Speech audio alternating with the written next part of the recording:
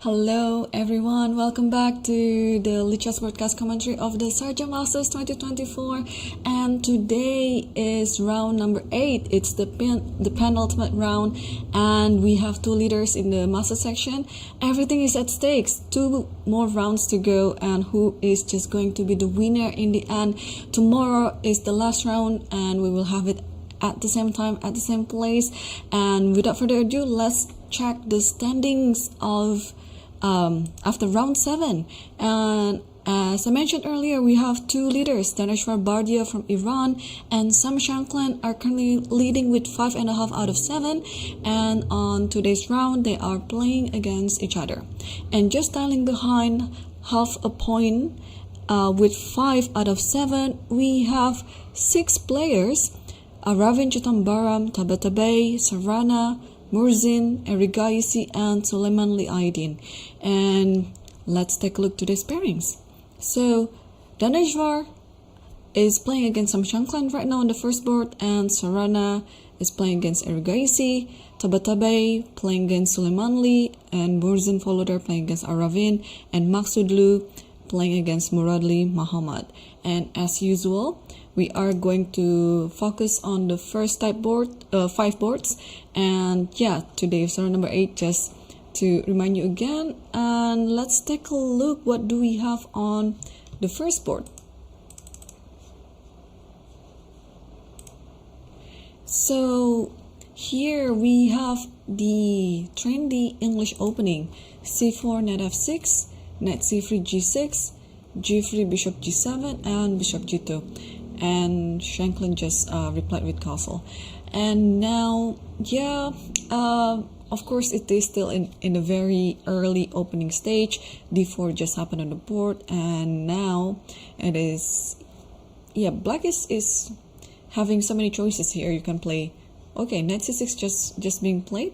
I was about to mention this idea with d6 and followed by the King's Indian types of setup, but here Shankland played knight c6, so this move is inviting e4, but that means since knight c6 is already there, black is ready to push e5, and after this, and the knight just settled nicely on the center. So alternatively here, normal move would be just like knight f3. You want to get ready for the castle. And what I can see from this setup is, both players are trying to play their best opening first and see how it is later. Because also, I'm not going to be surprised. I know it might be too early, but I'm not going to be surprised if this game ends with a draw, because this is also like another strategy before the last round, which is going to be very nerve-wracking, and before you go to the last round, it's better to have like more energy as possible. And especially here for Shankland, he's playing with black pieces, but also yesterday we saw that he also played with black pieces against Hans Niemann. He started out as a very calm opening. Well, it was Sicilian, but it turned out to be quite a strategical type of opening, which could easily be drawn, but Hans just played some uncharacteristic mistake in the end, and thus he had to suffer a loss in the pawn endgame. So here Shankland had to play black again, because yesterday also Daneshwar was playing with black pieces against Aravin. That game was also quite a turn of events, because Daneshwar was losing, and but he had more time on the clock, so maybe that was one of his advantages. And Aravin didn't manage to convert the game, and he actually did some mistake in the last moment of the game, and those Aravin merged as the winner and playing against Shankland today. Alright, so Daneshwar played knight f3, and here, since this diagonal is already closed, Shankland could play d5. Though this move could be looking quite dangerous, because of the diagonal. But this is almost like the reverse Grunwald. Maybe after takes, and then e4, and takes this and takes this. Actually this might happen, because it looks like it's a very nice position to play. And I'm not too familiar with this type of King's Indian, but maybe, or like this Grunfeld type of position, but maybe here is e5, and if d5, then just knight a5, and then you play b6, and bishop a6. Actually, this might be just looking quite nice for black, so white has to be careful. So apart from taking d5 and e4, what else can you do here? Or you don't have to do anything. After takes, then you just castle. This is also, I think, a clever way of continuing this position. So yeah, this looks good. I like it. Meanwhile, let's check on the second board and see how they're doing. So on the second board, we also have a very interesting matchup here between Sharjah versus Erigaisi, and it's either Sharjah came late, or he just thought, or Erigaisi came late, and because they only had like 3 moves on the board so far. Alright, so this setup, I was about to ask a question to myself, like whether it's going to be like a Grunfeld or King's Indian, but of course this move now signifies that Erigaisi is intending to play a Grunfeld opening. Okay, I just want to see also later what Sharjah will choose, which variation that he will choose against Erigaisi's Grunfeld, because Erigaisi has played quite a number of different openings in this tournament against black, because I think in the last 2 blacks that he had, he just played different opening. The first one, I think it was like the early b6, so d4 knight f6, c4 b6, and also there's the type of like King's Indian but with knight c6 type position. So it was interesting. But now today he's playing Grunfeld. This is one of the main openings against the d4, first move d4, and yeah, Sharjah might not be expecting this.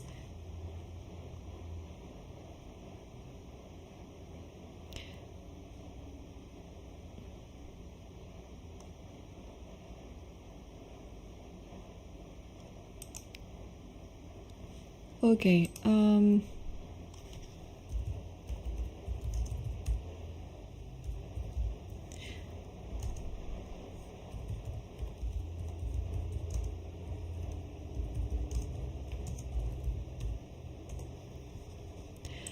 alright, let's move on to the next part between Tabatabai versus Suleimanli Aydin.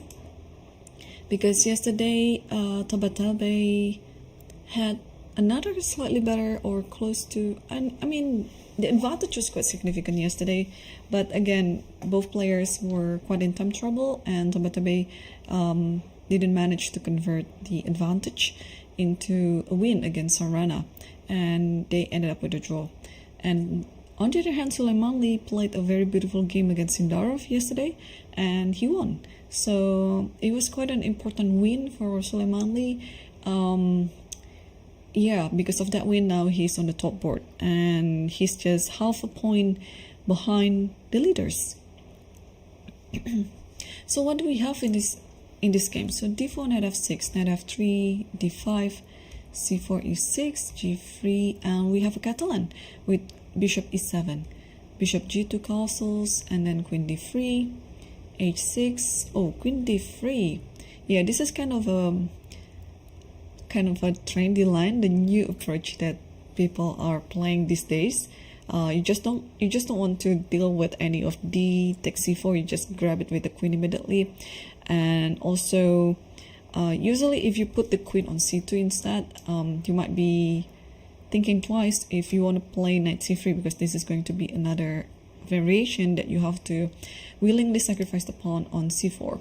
But with this queen d3, yeah, you don't have to worry about that anymore.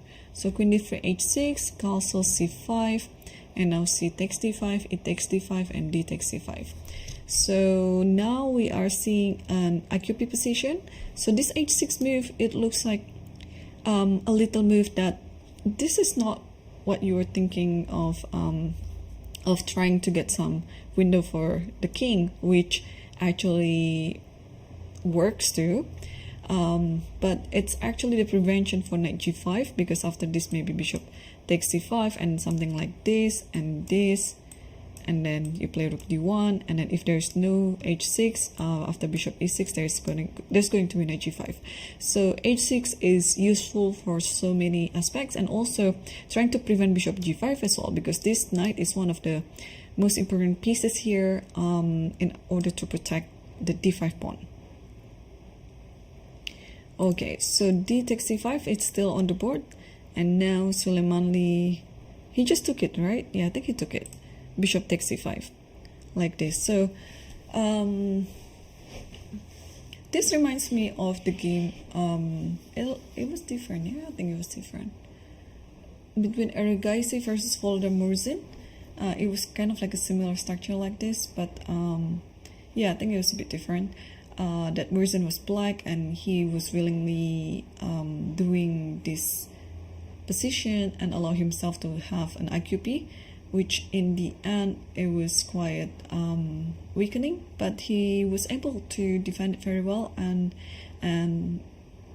get away with the draw against Erigaisi. So bishop c5 is still the last position in this position, the last move in this position, and let's switch to board 4. This is our former leader, Arafin, and he's playing black right now against Murzin. And okay, we have a Sicilian. e4 c5, knight after e6, d4, c takes d4, knight takes d4, and a6. And after bishop d3, bishop c5, knight b3, and bishop e7. Bishop e3, knight f6. So everything looks quite normal so far. And now knight 1 d2. And after d6, now it's black's turn to move. So the idea of developing the knight on d2 is you allow this c4 to happen. But I was wondering, could you just play c4 in this position if you want to do it, and then play knight c3 next move? But maybe what could be bad in this position if you really want to do something like that? Or maybe what Murzin had in mind with knight 1 d2 is he wants to put it on f3. So maybe just castles, f4, and then knight f3. Maybe something like that. I'm just trying to ask this question, like what happened after d5? I know in this position Arafin played d6, but usually in such a Sicilian, if you could get away with d5 comfortably, then black should be fine. But here, what to do after d5?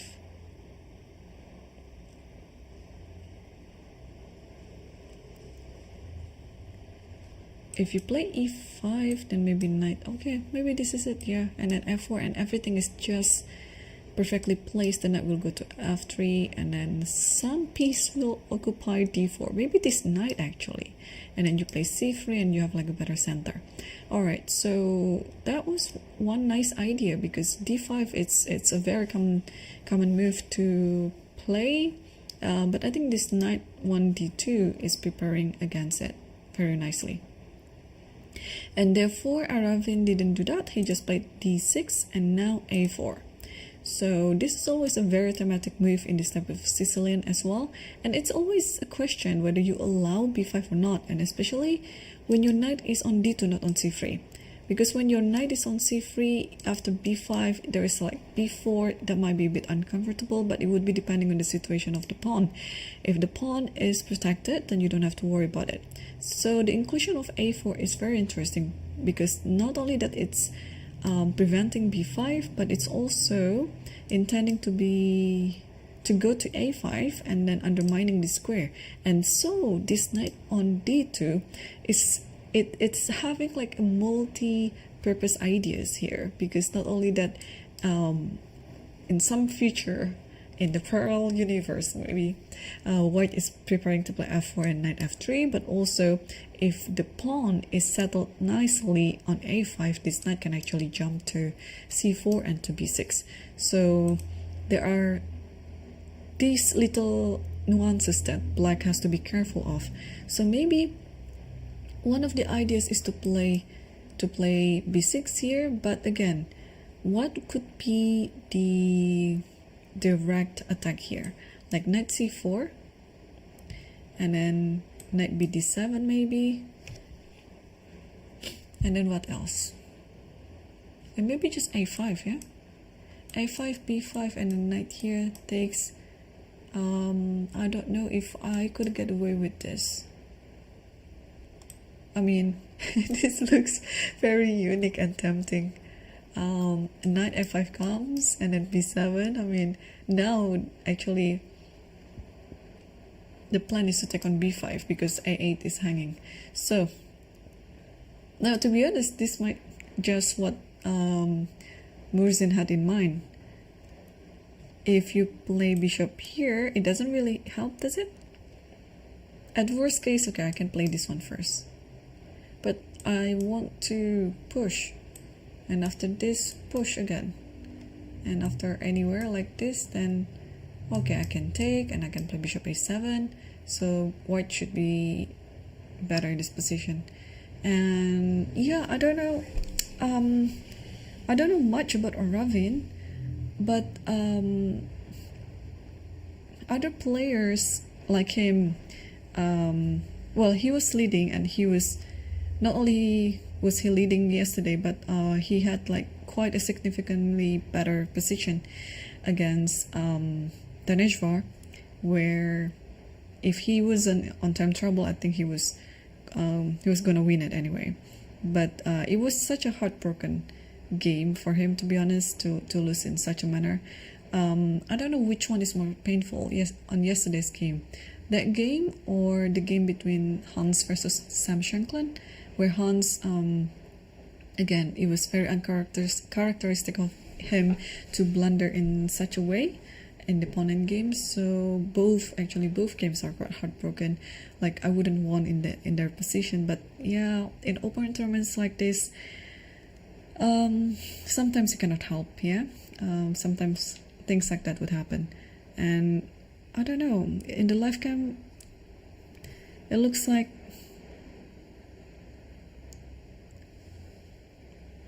he was I don't know, like it feels like he looked quite sad coming to this round. Probably also, okay, this is the position that he's currently thinking now. Probably also that he's already out of preparation right now, and he just feels it that white is playing for all this sort of attack on the center and on the queen side. And also, yeah, you never know about the mentality strength of the players as well. So yesterday's game, as I mentioned, it was quite heartbroken for him to lose it in such way against Tereshvar, and maybe it's affecting him a lot. And before the game, usually Oravin is, like very steady, very calm, and just on this round, I could feel from his gesture, like he looks quite sad. And okay, hopefully he's gonna come back. He will bounce back somewhere in this round, because, well, the game has already started. You don't really have much time to recover both mentally and physically, because we are already playing round 8, and I'm sure the players are getting exhausted, and maybe that was one of the reasons of his loss yesterday. Chess fatigue can happen to anyone, and well, while he's still thinking, after this move a4, let's switch to board 5 and take a look at the game between Parham versus Muradli Muhammad. And I think we have like the normal type of Queen's Indian position. Okay, we're starting out as a Nimzo, and now after e3, bishop d3 and d5, and a3 takes, and takes c4, bishop takes c4 and c5. Knight f3, queen c7, bishop e2, b6, bishop b2, bishop b7, and castle. So Yeah, this is I think this has been played like, I don't know, thousands of times, this position. And yeah, the idea is simple. Although white has a pair of bishops, which normally you would prefer a pair of bishops compared to a pair of knights, but this is the position where black would try to close the positions as much as he can, because when you're playing with knights, it's better to keep the position close, and mainly trying to exploit the fact that this bishop is not a really good bishop. So a move like cd4, something like that, we can expect that it's not going to happen. Well, unless there's some other nuances as well. So while rook goes to d8, and this queen will move probably to c2. Actually, if the queen goes to c2 now, I think we can take, because this one is going to be quite a weakness. So the queen shouldn't go to c2 to allow anything after cd4. White should reply it also with cd4. So maybe, what can we do here? There's also another idea with bishop d3 and queen e2. I think there was I think there was a setup like that. And talking about development, this knight on b8 has to develop. So usually you'll go knight c6 and playing e5, just trying to pressure on e5, and also in many cases the knight will move to a5. So this is how you're trying to keep everything close, especially in the center, and meanwhile, when you do that, you're using the time to develop with your pieces. So it's gonna be quite a battle here. Yeah, Parham is still thinking. Yeah, this is like already the transition from the opening to the middle game, or maybe it's already in the middle game. But yeah, you just have to choose your setup correctly.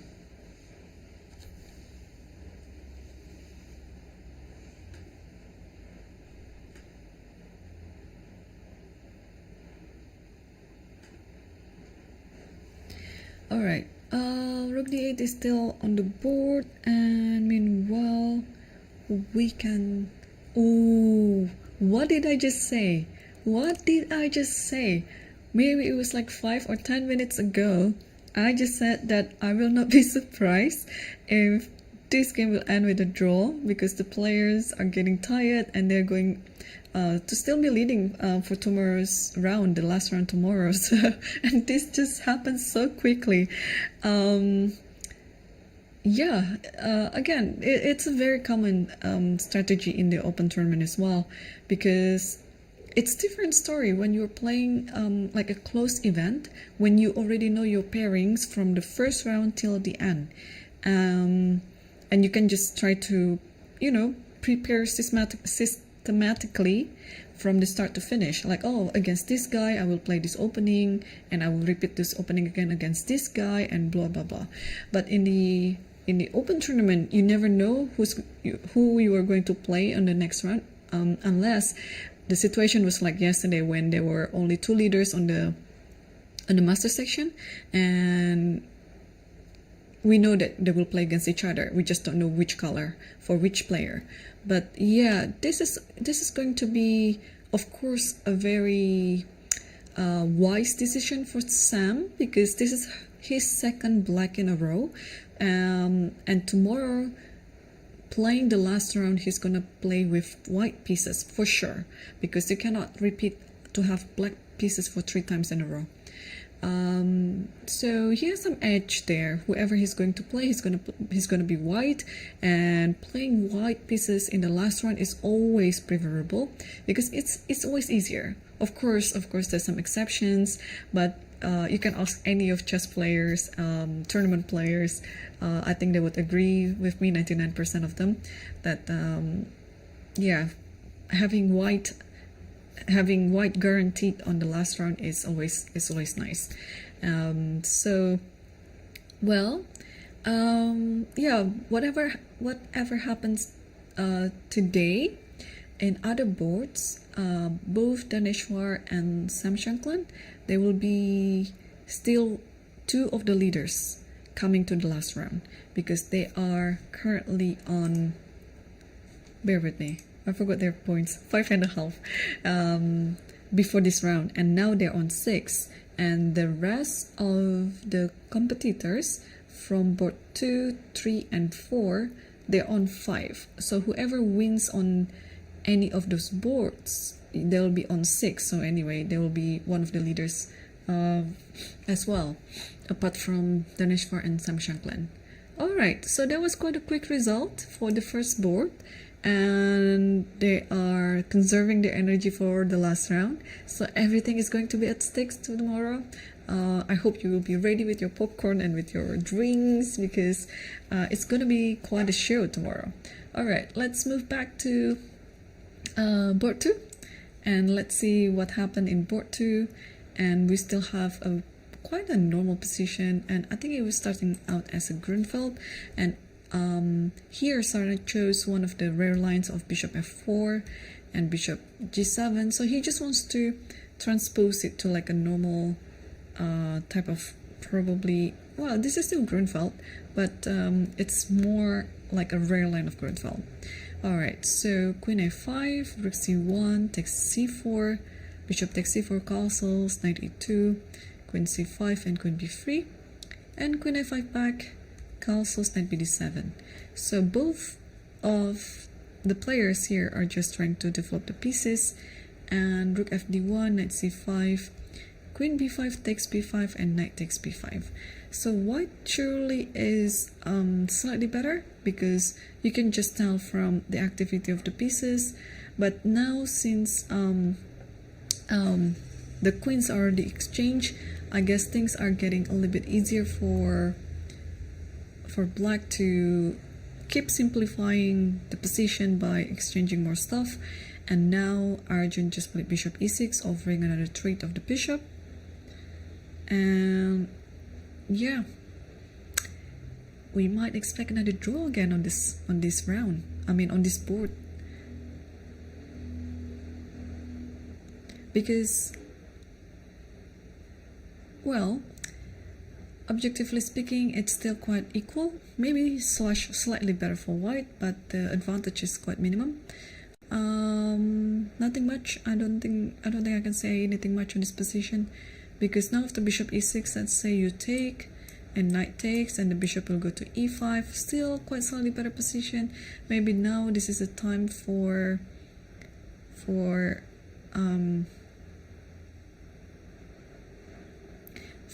black to play a6. I was just thinking what happened after knight c7. Maybe after this just knight takes, and this might be a bit worrying, but there is this knight e8. Is it? No, maybe not. Rook e7 is there, so this is not a move. Alright, so gotta be careful after, yeah, because after bishop e6, if white takes on e6, you have to take with the knight anyway, and now the bishop is under attack here, so you might want to move it to e5, but maybe has to be careful with this idea of a6. But instead of doing that, what could it be? Or maybe just rook here, and if this happens, and this one, and rook can go back here, knight b5 and knight here, because thankfully the rook cannot give a check to the back rank because of this knight on e6. So yeah, Sharjah is still thinking what else can he be calculating in this position. If you don't want to take on e6, what about b4? b4 forces bishop to take on c4, and now you have to take the bishop because it is attacking both the knights, and now knight goes to e6. Probably it would be just quite similar. And now after bishop e5,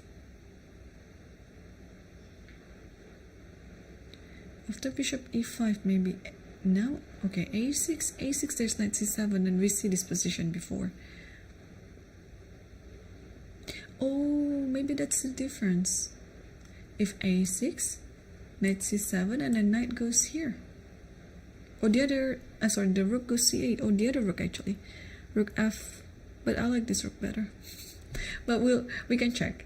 So knight here takes, knight takes here, and this should be just equal. I don't know how to take this back. I think both are possible, but maybe this one is safer anyway. And now this one is under attack. Alright, this is totally a possibility. So, well, Sarna is still thinking. So we saw bishop takes c6, we saw b4. Is there anything else? Oh, what about knight c7? Knight c7.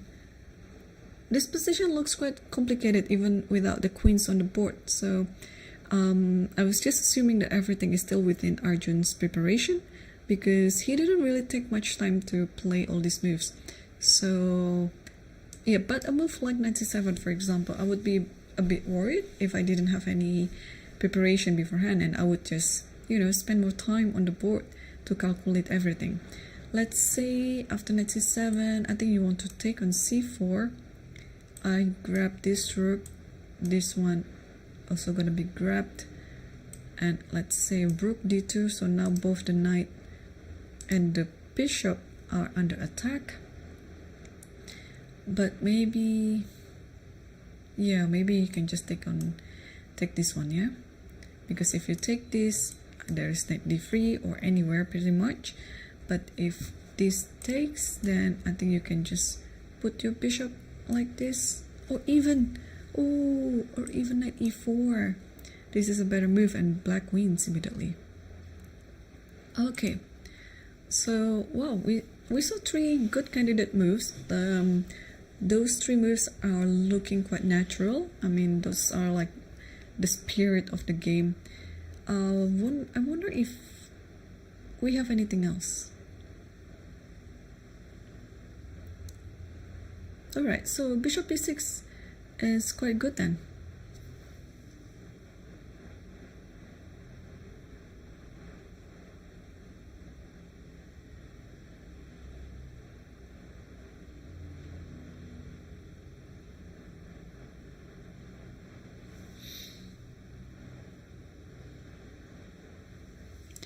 Okay, so let's move on to the third board and see how they are doing. Okay, so one of the pieces has been traded. Alright, so we saw this position, dc5, bc5, and bishop e3 takes, and knight c6.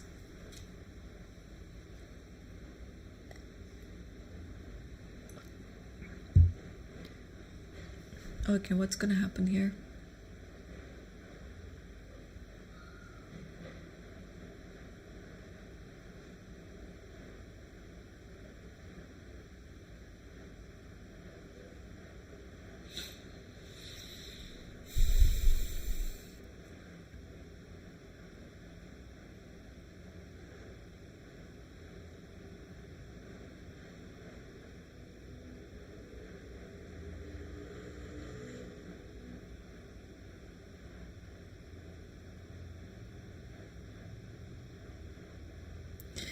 Knight c6, okay, with the idea of bishop e6 or rook e8. Black has quite a clear plan to do, and even though the pawn on d5 looks weak, but I don't think white can try to exploit it now.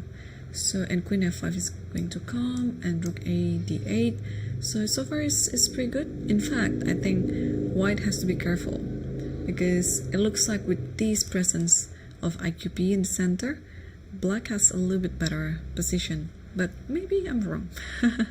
So knight c6, for example, here you cannot play knight c3 because of d4.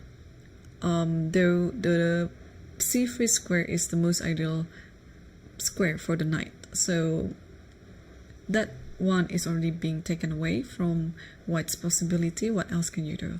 Let's say rook d1 to stop this move, yeah, and then here maybe just rook e8, and then again, oh, queen b6 is coming up soon. Where does this queen go even?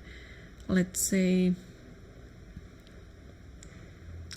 yeah, thinking where to go with this queen, because also e2 is hanging, so you cannot really comfortably move the queen. If the queen moves here, this might be okay, but also got to be careful with, oh, I like this move, just queen here, and knight goes here, bishop may be coming up soon. Oh my gosh. So yeah, this is one of the positions. I guess this idea with bishop e3 is not that great, because now without this bishop, black can just move quite freely.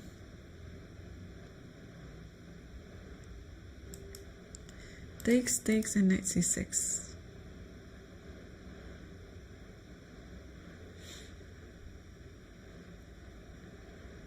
Okay, let's move on to the fourth board between Murzin and Arafin. So after some thought, Arafin chose to play knight c6. Okay, this move, of course, one of the candidate moves you can play in this position: b6, knight c6, knight bd7, castles. These are pretty normal, yeah. So I'm just trying to understand this move. If knight c6, what could be the idea? So maybe after a5, then d5, because now you don't have this e5 anymore. And I think at some point these pawns will be traded, and this will be into black's favor. For example, if you take this one, actually black can just take it with the pawn, no need with the knight. This is also another possibility, but of course with the knight it's totally fine. So knight c4 is what Murzin chose in this position, trying to occupy b6 as soon as possible. So if knight goes to d7, this is like a traditional response to anything on b6. Knight went to d7, but maybe now it's causing some problem here, because then there's just yeah, there will be just this a5, and then after all the trades on the b6, this bishop will stand very strong over there. So here Arafin just play d5, trying to create some counter attack on the center. And maybe now the critical line is what happened if the knight goes to b6, and now attacking both the rook and the bishop. So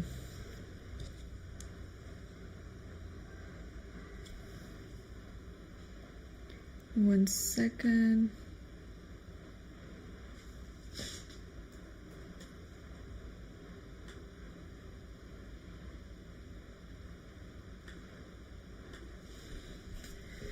Yeah, if knight b6, then maybe would we be brave enough to play d4, and after this takes this, and this knight is almost trapped, so you might want to try a5 and then put the knight on b6 safely. But here with this pair of bishops, maybe black will try to find some compensation. Maybe takes this and then takes this, and then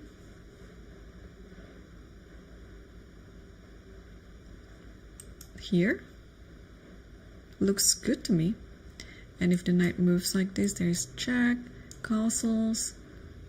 Yeah, I mean, looks pretty good. So maybe he's thinking in such a direction, because after d5, for sure, I don't know whether this knight b6 is the best move or not. For sure you have to think about it.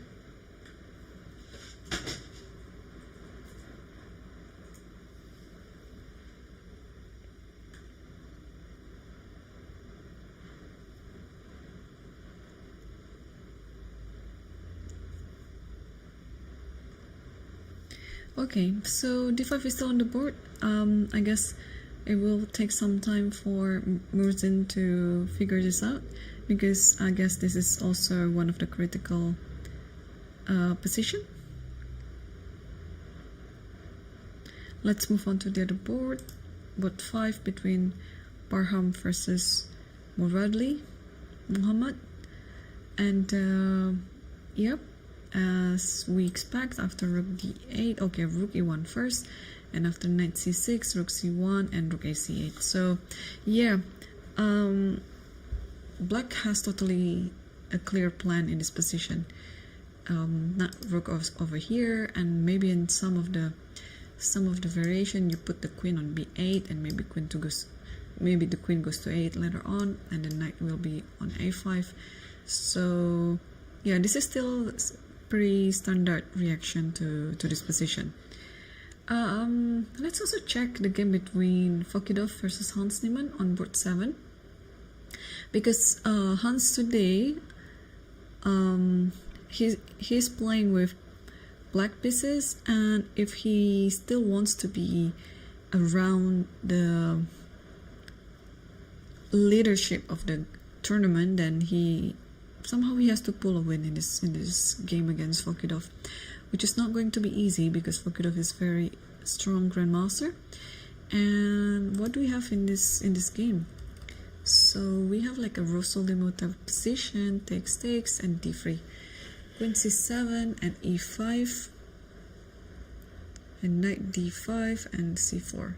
All right, knight b4, a3, knight a6, queen e2, queen. Okay, bishop g4, knight bd2, and rook d8 and h3.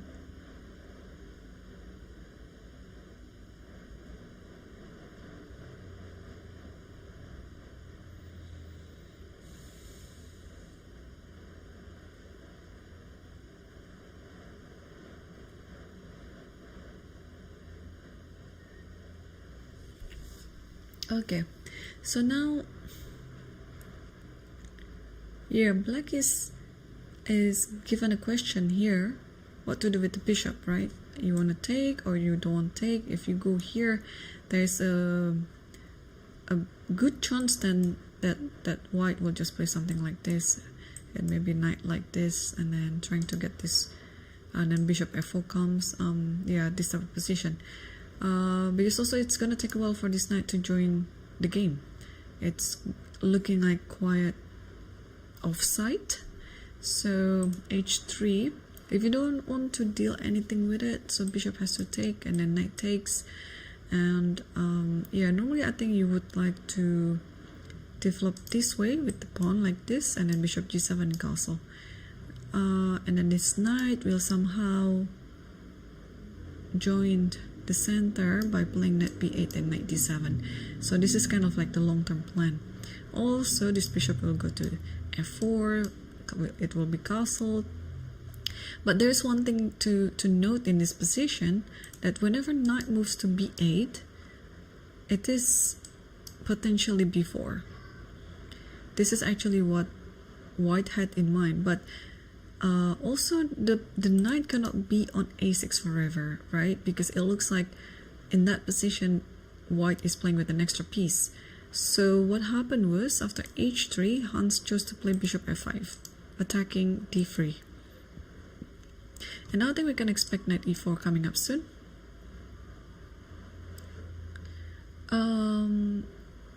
There's one thing, like after knight e4, queen d7, and here I think you can just get away with bishop f4.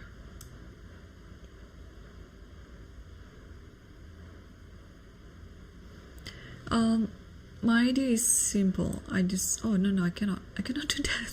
I thought I can. Oh no, I cannot, because after this he just takes. The queen is under protection with the bishop. Okay, knight e4 is already on the board, but yeah, the question is what after queen d7, because you don't want to move your king. But if you don't move your king, then how to protect this pawn?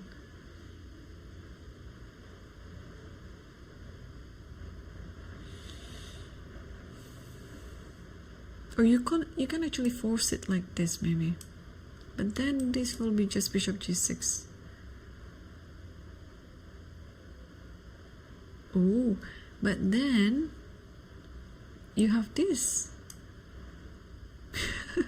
No, it's not. You don't have it because there's queen e6. Okay, so what happened after queen d7? I don't have the answer now. Could it be you're just playing bishop e3, giving up this pawn so that you can take on c5 like this? Knight takes, bishop takes, let's say b6, bishop goes back, and then I don't know, e6 maybe. And now, okay, if e6, then maybe just knight here, yeah, or even like king e2. So maybe white is slightly better because white has more pieces to float. All right, so after knight e4, queen d7, yeah, at the very least there's bishop e3. Do we have anything else? Yeah, I think bishop e3 should suffice. Okay, let's move on to the second board. Apparently Sorana is taking his time, and oh, we have a6. We have a6. So I guess, okay, so I guess if knight c7, you don't need to take, but can you afford having double pawn on e file by playing rook here? Maybe knight takes and then takes this. Maybe it's fine, yeah, because the knight will come to d5 and it should be fine. So okay, let's say knight here, and you have king f7 just in time, yeah, everything is protected. And maybe next move you also want to, what can you do next move? Maybe g5 followed by knight d5. Yeah, so things are, hang on, what's this going on? Do they agree for a draw? No, this is first. Let me check the, they did agree for a draw. So first board and second board. So it's just not being registered yet on the DGT board. Yeah, so after a6 they just agreed for a draw. Okay, looks quite simple, right? Because yeah, whatever the knight goes, I think it's just going to be quite equal again anyway. So the first two boards, they have this strategy. They just want to come back to their hotel rooms and get ready for the final round tomorrow. Because yeah, it's gonna be hard if any of the players, especially with the two positions that we saw on the first two boards, if we are going to take a risk, it might actually backfire. So they're playing it safe because just one more round to go. They can actually see which position they might be at depending on tomorrow's result. Okay, so it means we have 3 games left in the top 5 boards. Tabata Bay, we can always count on him. We can always count on him playing interesting game. So here we saw the position up after, what was it? I think it was knight c6, right? And yes, it takes away this possibility because there is this d4. So here white play rook d1 followed by rook e8 and queen b3 and rook takes e2. And here white just sacrificing this pawn in order to get more activity. And now knight c3 is on the board. So now both the pawn on d5 and the rook on e2, they're under attack. So if this was a blitz game, I would have played this move instantly. But I'm just trying to find out what Soleimani might be thinking in this position after knight c3. So because a move, an attacking move like knight here might not be useful because there's another queen going to b5 attacking this and keeping everything under attack still.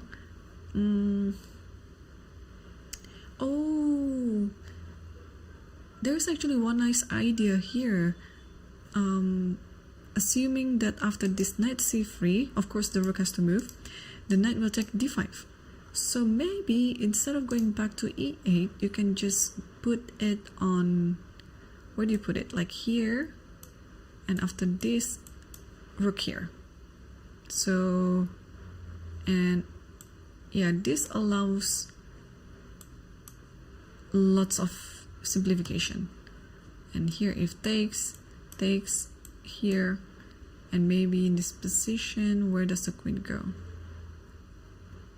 Still, white is slightly better, but don't think it's enough. So the queen can just hide on c7, bishop e6 is coming, and rook will come as well.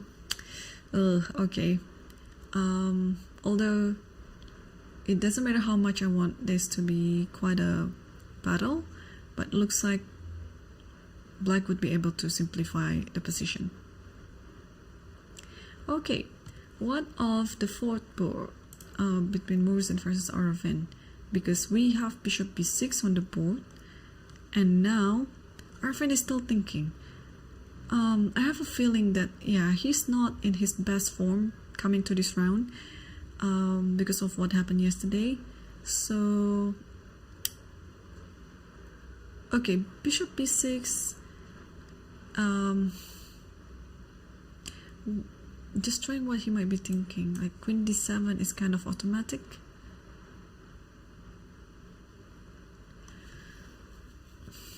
But he didn't play it right away. Instead, how much time has he been spending? 10 minutes. 10 minutes. So could he be thinking, sorry, not d4, but takes on c4? Bishop b6, queen d7.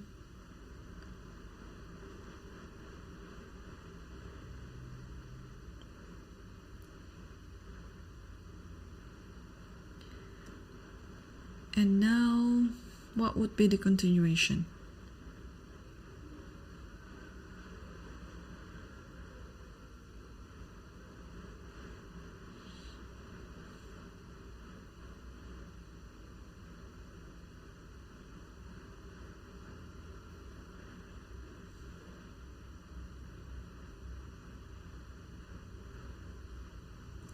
If takes this one, I think black should be fine after knight takes.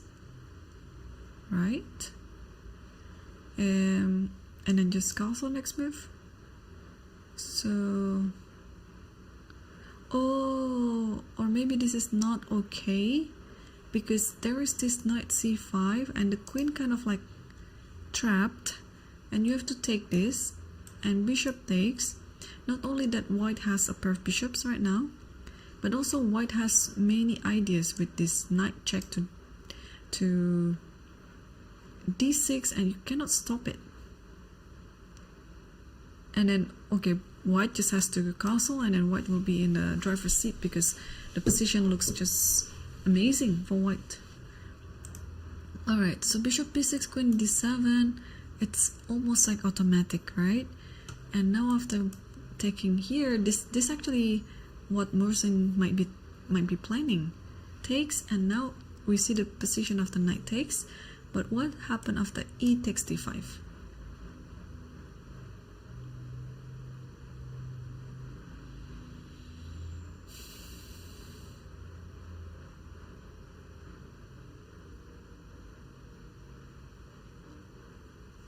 Then there's another check and castle, and black might just be able to consolidate the position.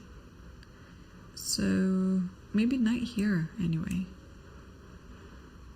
Yeah, maybe knight here with the idea of bishop here, because if you play d4 here, at the very least we can take twice, yeah? And then just win a pawn, because after this there's bishop b5 and you kind of like losing this queen. That is at the very least. Also we can think about other continuation, like maybe knight f5. Also bishop f5 maybe. Yeah, maybe just either those moves, yeah, and then just win the pawn. That's it. Alright, so things are looking great here for Morrison. Let's check the eval bar. So white is just slightly better. So what is the idea again? Yeah, queen d7 takes on d5. takes on d5. Yeah, so we saw the right continuation. Knight e3, and then you have to castle here. So castle, and white just enjoys a better position.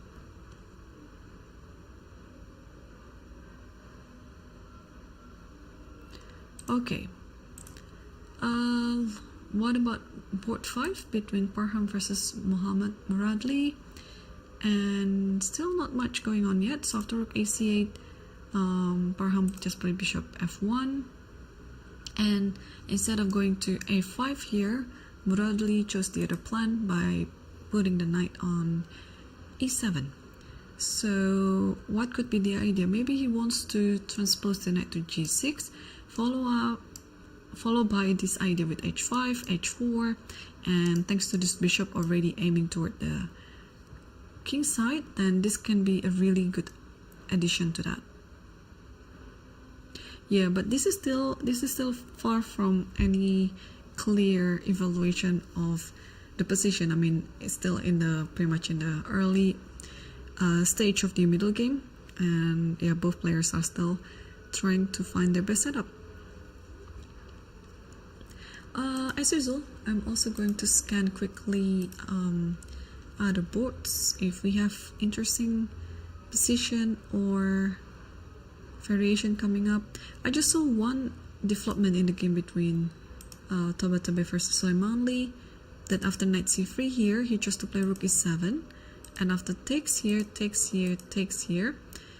he didn't try to block the threat by playing rook d7, but he just played queen e8, which is a very, very good decision as well, because I think everything has already stabilized in black's position.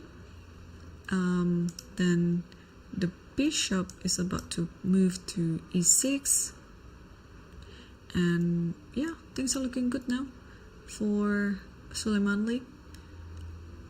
It still be equal, but there's some twist to this, because again, if the rook goes back, let's say here, bishop can come here, also bishop can come to g4. Yeah, because you want to take maybe and then check here.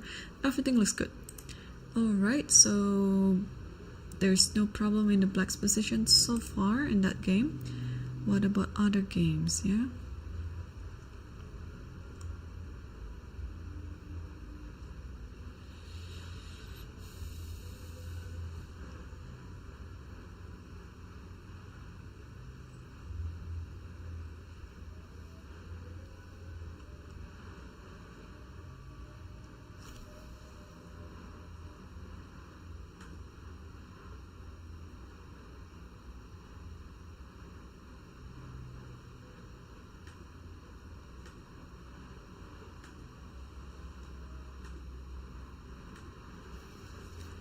Okay.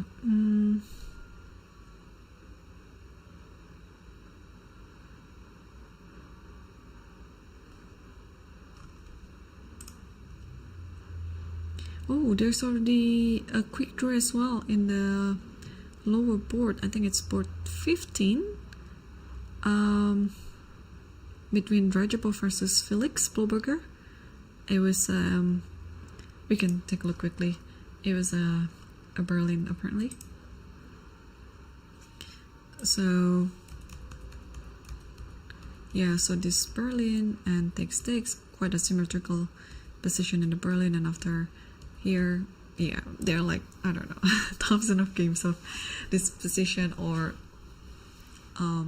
leading to the upcoming positions, starting out with this and still end up with the draw.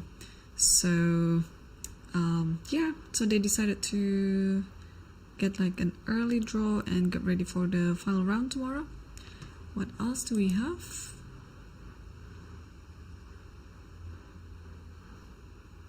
Oh, another draw. So I'm showing many Grandmaster draw here for you to choose from which one is your favorite, because we have like the normal Berlin draw, well, a little bit different, yeah, to the other Berlin with the repetition with the queen, e6, d6, e6, d6. But here, let's see. So this is actually Sicilian. So what happened?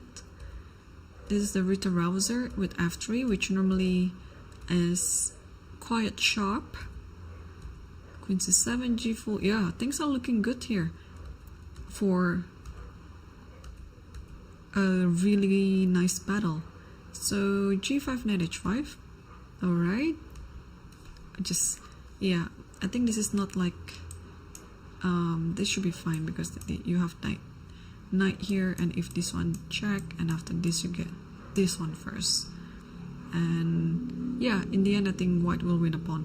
So that one, and after here you're just on time to play here because there might be knight g3 followed by e2 if the knight is not on d4. So here knight takes f4 and queen takes g7, knight comes back. So this might be one of the theoretical lines that I'm not aware of its existence before, because first of course if you play here, bishop just takes and white has a pawn up, yeah, because queen takes g7. So you move here and h5, and if you move the knight, of course the rook will be lost. So here you play bishop f8, and not only that, okay, I think this is quite now it's like the only move to play queen f6, yeah, because if you pull the queen too far to d4, then maybe there's e5, and then you lose control over the h8 rook and you just lose the game. So you have to play queen f6, and then this is the repetition. Okay, trying to add more repertoire in your draw folder in case you need to play in case you need to play for a draw, then you can totally see all these lines, which was very equal from start to the end.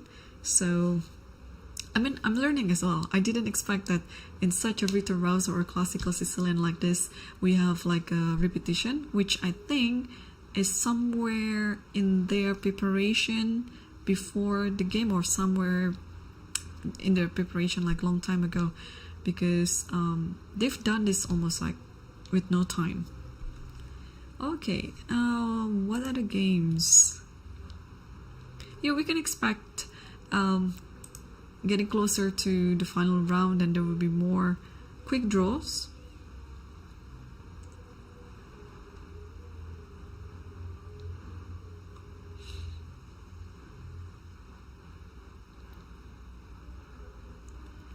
Okay, there's also one game.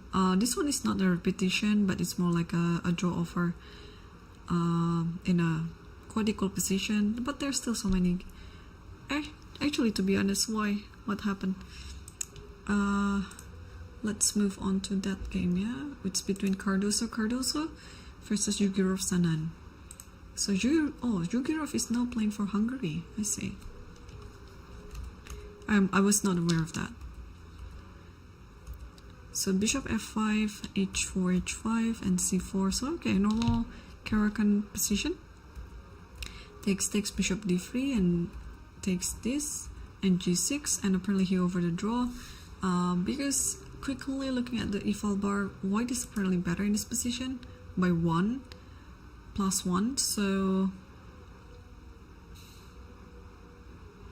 if I'm not mistaken, this was the game between Fashali versus Goichkina. It was looking similar, but it was coming from a Russell Limo, not Caracan, which looks very similar as well. The setup, the pawn structure, and the formation of the other pawns especially. Okay, and we have another game here that's also ended with a draw. Graviliescu David versus Seturaman. Let's quickly see it. So it was a Scotch opening with this, okay, knight b3 position. Alright, a4 takes. Oh wait, what? Okay, so a5. Normally you would insert a4 to stop it, but here Gavrilescu, have a hard time in pronouncing the name correctly, So bishop e3, a4, so you take on b6, takes on b3, move the bishop back, takes on a2, capturing everything on a2, and knight f6, back to c3. Okay, things are looking just equal now, yeah? Queen here and bishop here, castles, and they also great for draw.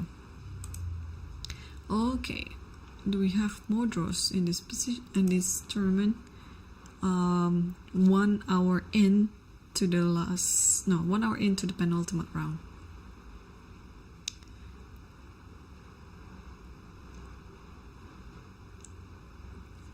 Okay, I think that's pretty much it.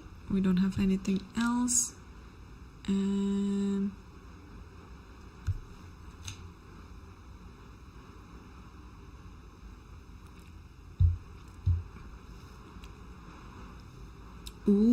let's switch back to Max or Lose game. I hope this is not a silent draw offer. It hasn't been repeated yet, but it could potentially be. So we see this position, yeah, after bishop f1, knight e7, and I was explaining that the knight might go to g6 with h4, h5, all this sort of attack. But also, it's not actually a bad idea to put the knight on f5 because you're gonna push e4 anyway. This knight on f6 and bishop on b7 is controlling the e4 square. But here after knight e7, Parham played knight e5 and Morali played knight d7. I think the best move here in this position is to be back to f3 because I think if you trade the knights, what is the advantage? You might actually be helping black in getting what he wants, like takes here, maybe rook here, and then pressuring this point, because the knight here is kind of like one of the protector of the pawn. But what else can be done here if not knight d7 nor knight f3? I think white is limited to those options. Or I don't like this move, f4, although it's looking like you want to attack, but you don't really have enough pieces to attack. And black is very solid here. What you do with this pawn is just you are allowing knight go back to f6 and then maybe have a good outpost on e4. So yeah, be careful with this type of move. It might be a bit too ambitious.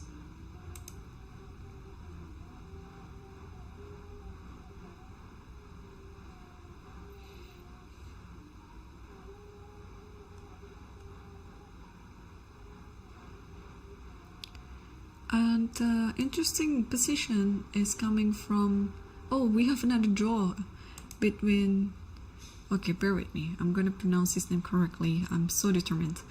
Zemlyansky Ivan. Alright, I guess Abhimanyu Mishra.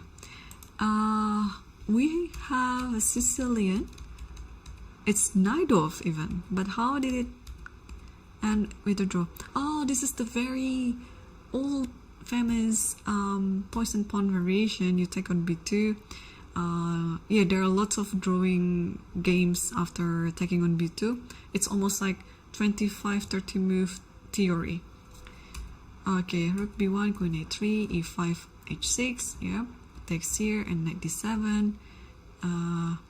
Wait, there was one game. I think I tried to play. Okay, many years ago against maybe Wei or some very strong Chinese grandmaster. He was very young then. I believe it was Wei. I think we came. Okay, I have to check my database again. I might be wrong. I mean, mentioning the wrong person, or maybe I was actually working on this variation as white and then having Wei as my reference because he was very good. Oh, by the way, but Wei and Sicilian, if you're a white player, you should totally copy Wei's repertoire as white because he's almost unbeatable as white against Sicilian. Although I can brag myself that I beat him once in a rapid game sometime last year. It was such a very close battle. I was so happy that I could beat a very strong grandmaster like he is. So anyway, back to the topic again. Sicilian, if you're playing white, copy the repertoire like Wei, but you have to be very brave in choosing most of the variations, because what Wei did against Sicilian when he was playing white is he chose this type of variation where you have to really know the theory, 30 moves out, or it's not only one branch, it will be like a few branches that you have to really, not memorizing it only, but understanding it, like every single move. So if your opponent went astray, like one of two moves different with your preparation, you're not going to be confused because you understand correctly what is going on with the variation and with the game. So let's continue this one. So after queen e3 takes, here bishop e2, bishop c5 here, and then castle. Yeah, I believe if I put my Master Lichess database here, we will find one of Wei's games, or maybe it was different variation. Okay, I don't have the updated database, but I'm sure in the last few decades, I mean not decades, years, it should be some of the recent games. And here, yes, e5, you have to do something in the center, and here takes, rook takes here, and then yeah, we'll see this type of kind of like a repetition or perpetual. But the thing is, white and both actually, white and black, they really are being tested in memorizing this opening line, because they have to know it until the end. Otherwise, it's gonna be quite tricky. If you just miss one single move, it might change the whole nature of the game. So here it takes here, and then they agreed to a draw. Still too early, to be honest, but okay, king d8 is the last move. What is the e-file bar doing? Okay, it's still 0-0-0, but it's amazing how chess can produce such a dynamic outcome, yeah, because in this position, apparently it's been known by these two players that it's in the long run it's going to be a draw still, because I think it's easy for white to create a perpetual, like mainly in this position, maybe queen h4, and you cannot go here because of rook e1. But if you go to the other side, then maybe just give a check again like this, and we see the position after king d8, queen h4. If king b6, then there might be rook d6 and white wins. So maybe the only move standing is king c6, and here I'm not too familiar with this position, but I think it would be just queen f3. I think should be fine. Even queen c3 should be fine as well.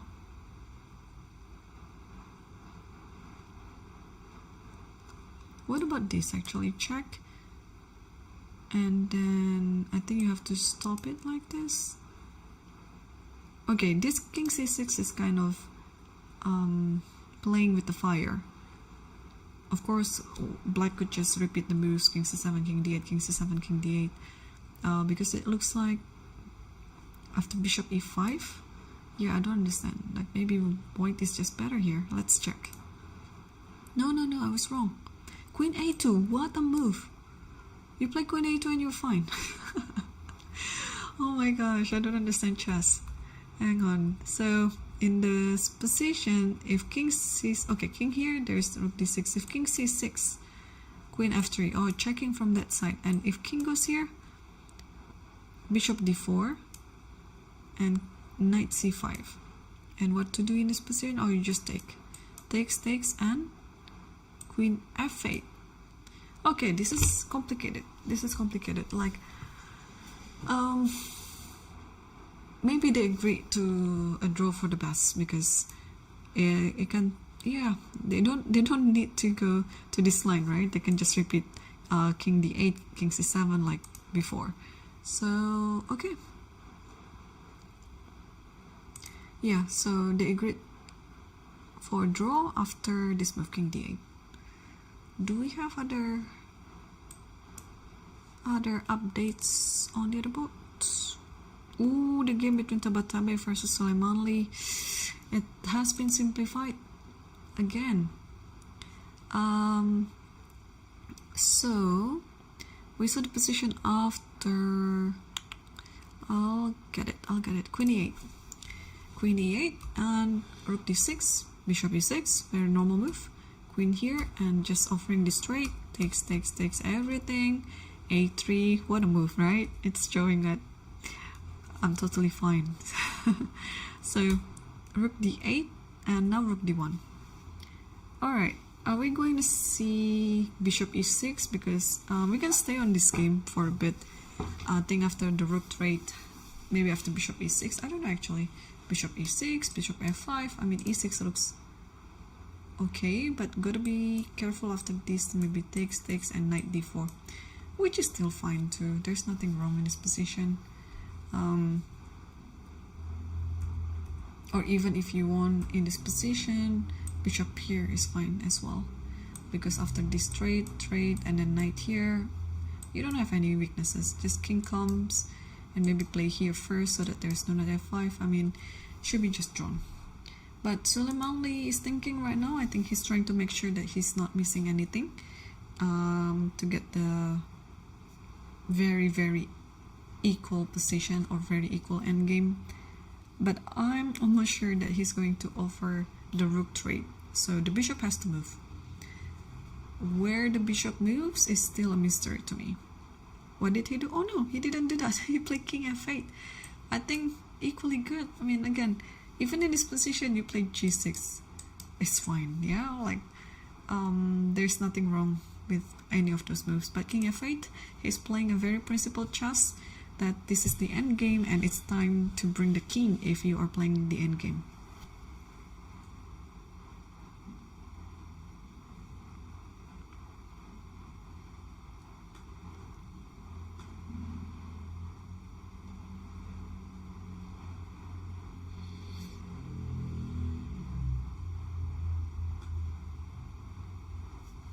Okay,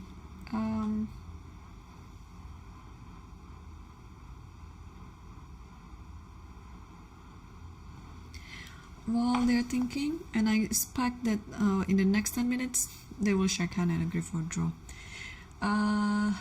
Let's move back to board 4, because this was also interesting, that after bishop b6, Aravin thought for quite a while here to finally decide queen d7, which looks like it's the only move to play here, because the queen doesn't have anywhere else to go. So how much time did he spend? Wow, half an hour for queen d7. It's really showing that he's not in the best form. Alright, e5 and knight e3, and here he played queen d6. So white is slightly better, so I think we analyze this position after castles here, which is totally acceptable for black. But here he played queen d6. I don't know whether this is for the best or for the worst. Because what does it do even? You wanna play bishop e6 maybe, or you want to also controlling f5 here? Should any of the piece comes to f5, like knight f5 or bishop f5. What else are you thinking in this position? Okay, candidate moves, yeah? White's candidate move could be castle here. You can also play a5. What else can you do? Bishop c5, always trying to attack. And what else?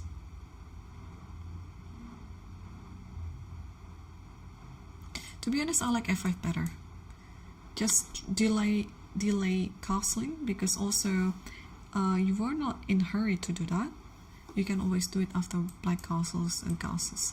It's just that I want to have a more stabilized bishop on b6, just because yeah, like the source of all tactics is the unprotected piece. So it's just my habit to try to protect as many pieces as possible, especially the bishop on b6 is such a good bishop. And yeah, castle is not an urgent move, but here Murzin played castle, which is of course totally fine, because if you calculate everything, yeah, castle is of course one of the best moves. So maybe after castle, and now you can play a5. The idea of a5 is not only protecting the bishop, but also I can think of this idea like rook a4, and just this rook left, and maybe at some point it will be needed on the king's side. Okay, and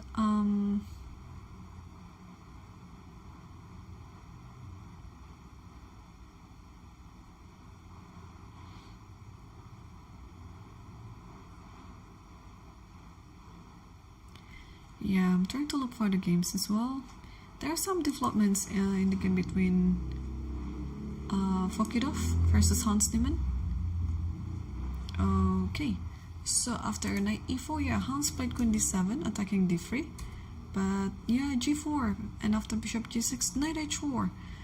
So let me think, okay? This is interesting because what is actually happening? So if you take the pawn, takes, and then takes, and now maybe you have to take this one, takes, because you also want to attack h3, but here you have bishop e3, followed by king e2, followed by maybe e6. So white is sacrificing a pawn in order to get a better position. And here, yeah, let's say you want to protect b6, c5 by playing e6, which looks like a very nice looking move. And maybe king e2, rook goes back to d7. I'm not too sure about that one. But what is the follow-up, yeah? It looks just white has the compensation, but black is not worse.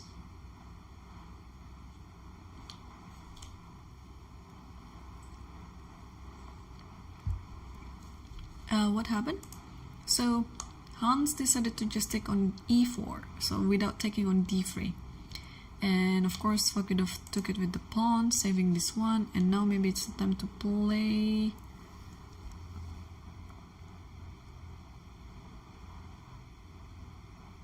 e6.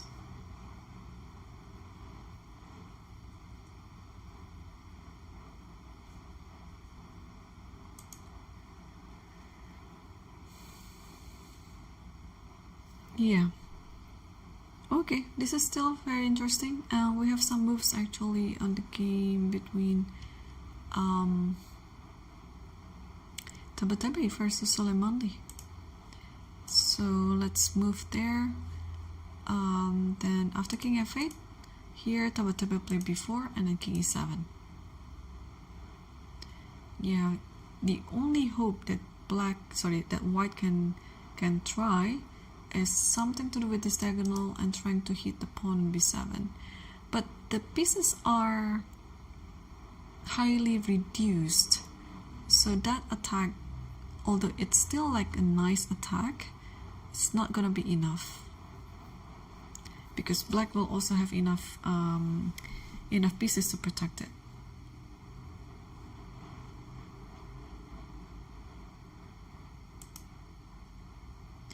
And Aravin, after castle, he already castled as well, and now Murzin is going to think what to do next, because also I just realized that after a5 this might happen, although yeah, I have mixed feeling about it. Oh no, I still can take this. So even though bishop b5 is no longer possible, but we have another discovery with bishop h7. So okay, turns out it is fine. It is still fine. We don't really have to worry about d4 then.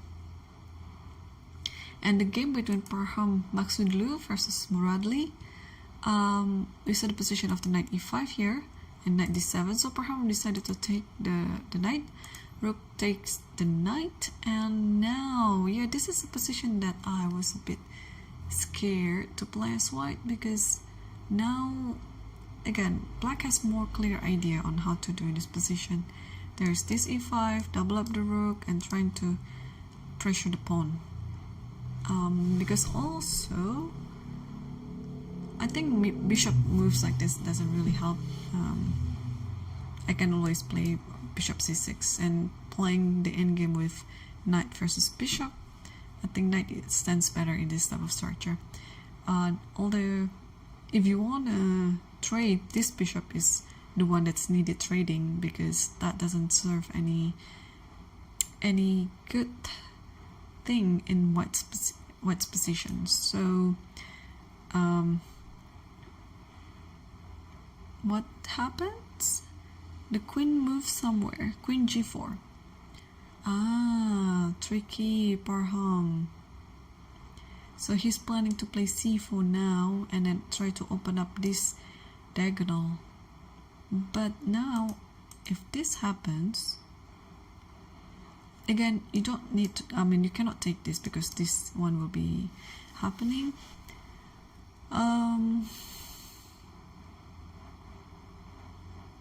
Also, not only c4, here with this queen g4, I think Parham is also planning to play e4. Opening up that way, could be. Because, okay, c4 is of course a nice idea, but now after c4 itself by black, now I think it's just a perfect time to play e4. And somehow this bishop will go via c1, and then, yeah, and try to join the game. Okay, you have to move the rook first, maybe rook c2, or maybe rook d1, and then bishop c1. Okay.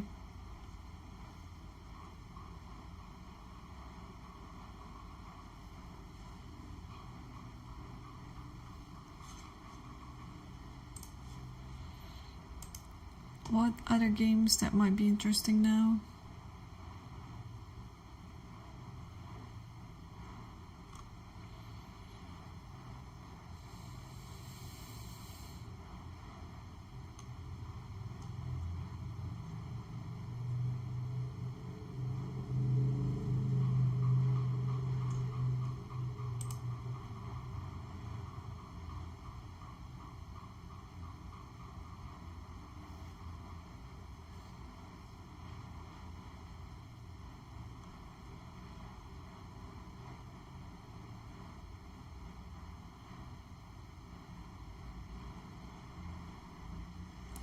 Yeah, this can potentially be quite interesting.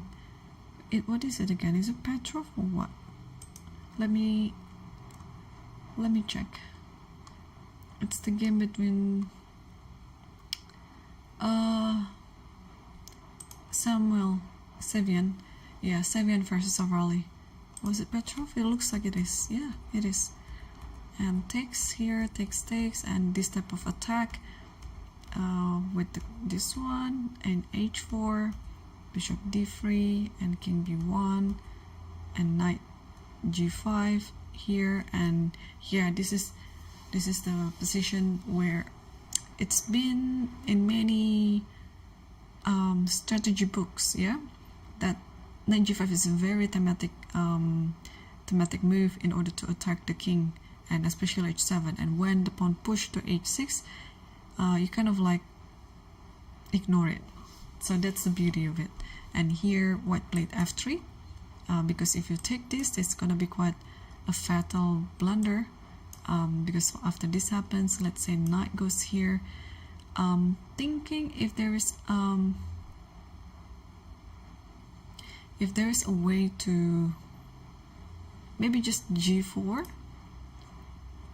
because what I want to do is, okay, this bishop is very strong, of course, and after knight c5, you can actually not pause, but I'll give you some time to think what to do in this position as white, because it's another, it's like a pattern recognition again, because this type of finishing it should be quite thematic, and every chess player should know. All right, so it's just like this. giving up the rook and takes, and queen goes here and here, and queen goes here and checkmate on h8. So I think that is partly why here Sevian played f3. Not only that he's protecting these squares, because this might be two important squares, this knight can jump to in either of these squares, and not only that, but he's also preparing for any move like g4 followed by queen h2. So here after f3, black played c5.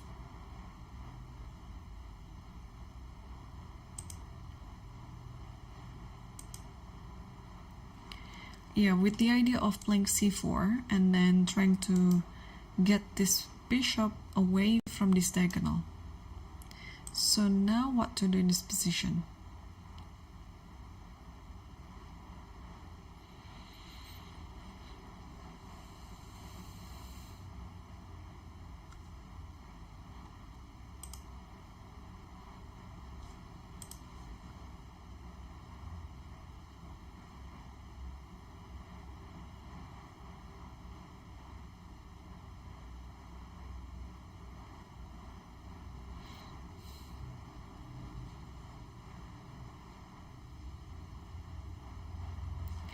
Yeah.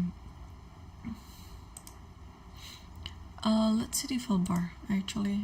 Okay, white is slightly better. Wow, look at that. Even though c4 is the intention, but here white just ignore it. So after c4, what do? Not bishop f5 here. You just bishop e2. And if takes, and this is winning for white already.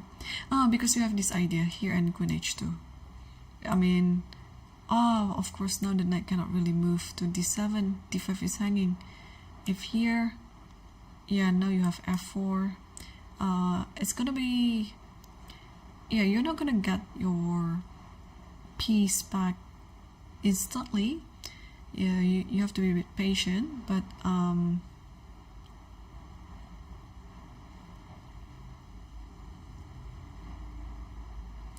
yeah, things are looking very great here for white. So c5, let's see if Sevian will play this move g4, because looking at his last move f3, I think he's totally preparing for it. Okay, there's some games already, I mean there's some moves already happening in the top board. So okay, there's actually one quick draw again on the lower board. First, Erdős Viktor versus Sulejmanov. So just take a look what happened in that game. So it's like exchange Slav, and no exchange Slav. This is just like no course but Sharjah, and here, and then okay, they decided to just make a quick draw and preparing for the last round tomorrow. Alright, let's move back to the third board here, because it looks like both players are playing quite fast, knowing that there's no risk in the position. So we saw the position after king f8, and then here before in king e7. And here rook e1 check, bishop e6, b5, and the knight went to a5, knight e5, king f6, and f4. So I think in this position you might want to activate the rook, but where should the rook go? I'm a bit worried of Tabatabai, because it looks like he's trying to push this, but if the rook comes to d2, let's say, like just to back rank, just out of the principle, and he did it, yeah, because it's a very natural looking move anyway. It looks like white is defending, and only black is playing for a win in this position. So yeah, well, after a few moves, black is improving a lot. Like the king is already improved, and the presence with the king means that you have like an extra piece to play. And after rook d2, rook will come to a2. Yeah, white has to be careful here.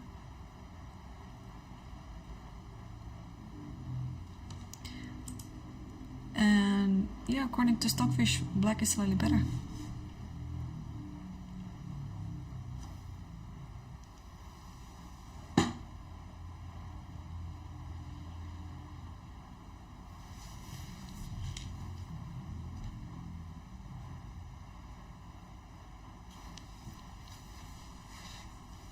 Okay, and apparently Morrison is still thinking in the last position of the castles. Yeah, I think he's... Let me check if the camera is running.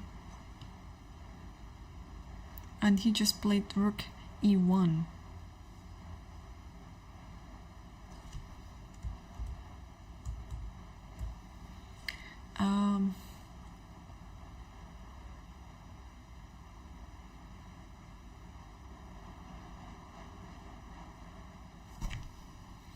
Okay.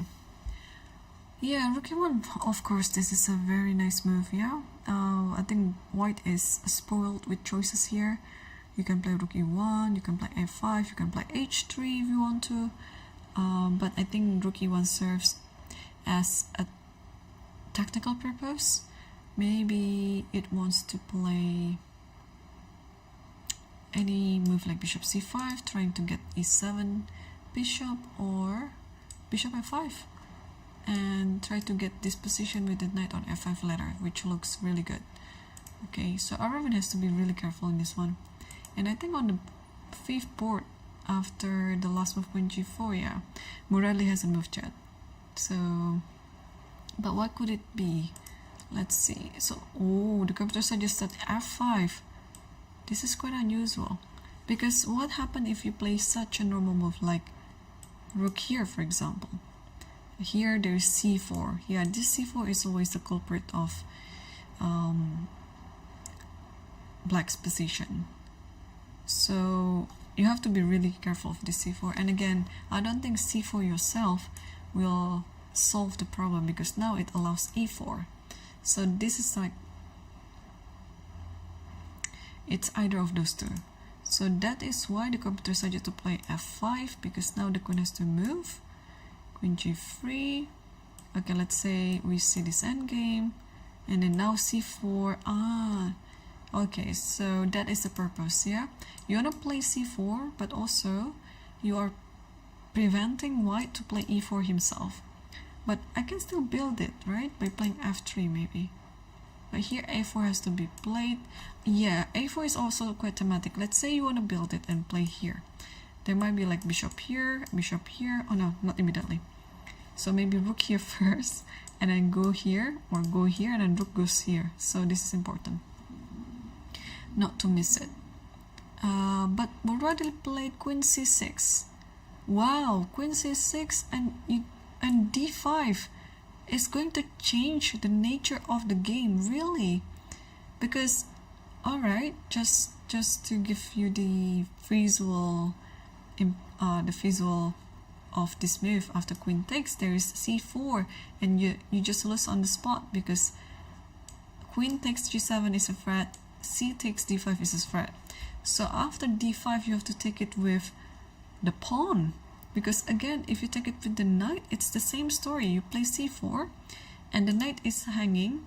If the knight goes here, bishop takes, and the pawn is pinned. So you have to play what? You have to play f5, and giving up a piece like this, takes and takes this.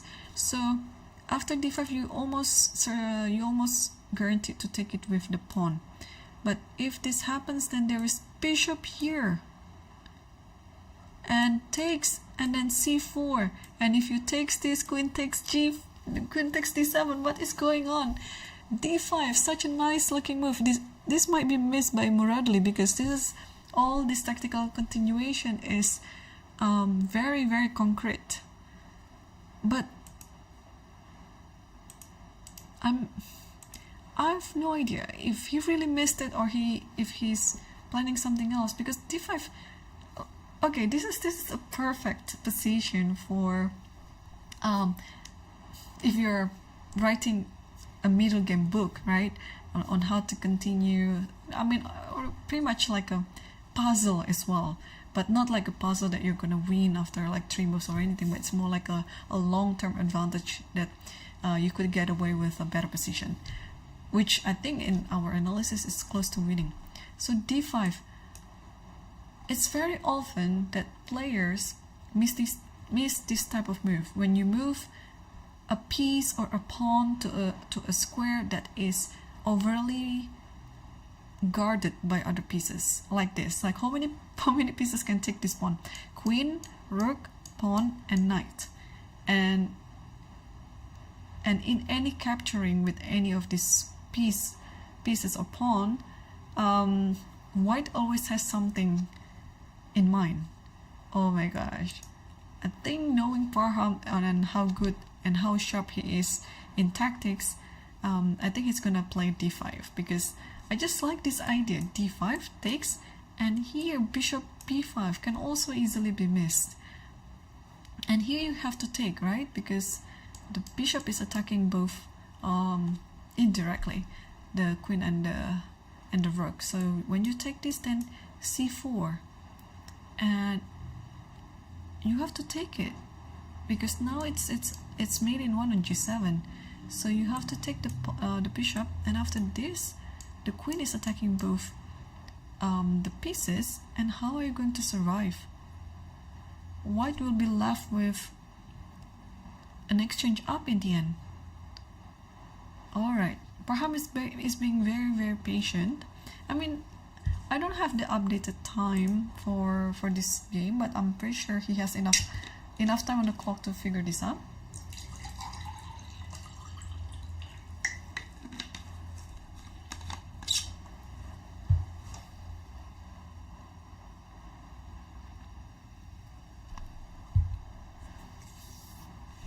And yeah, still no sign of moving, so let me check other games.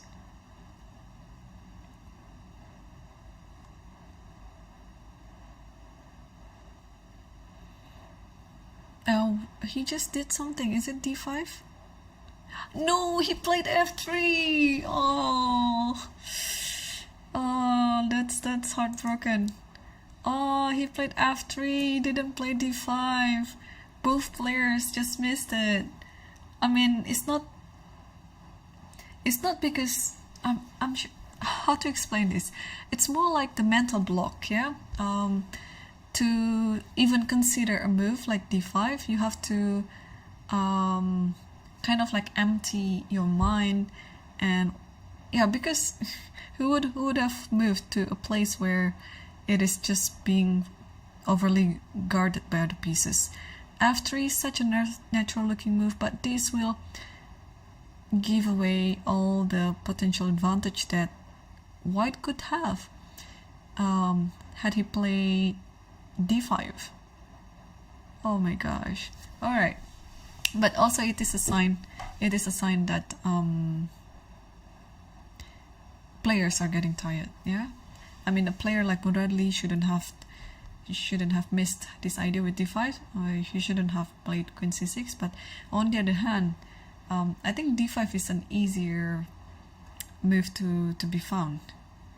But Max Sudlu just play f3. So what could he be thinking after this? Because this looks like just what you need to play.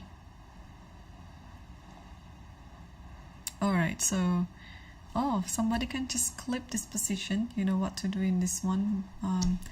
And yeah, white to move and wins. Yeah. Alright. That takes the excitement away too.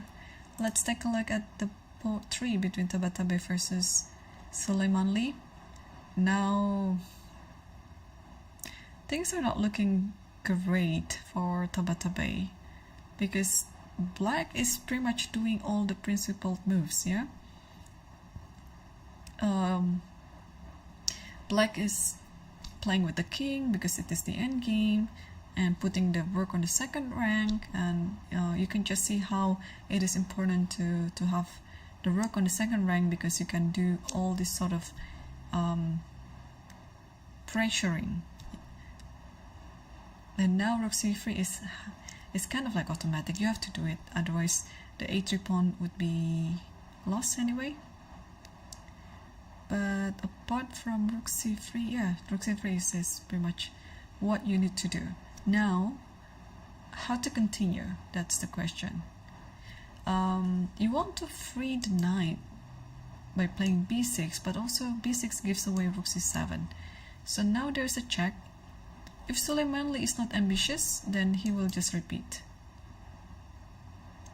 because the king has to come back again here again, and then yeah, he can totally repeat. But if he's quite ambitious, then he might try something else.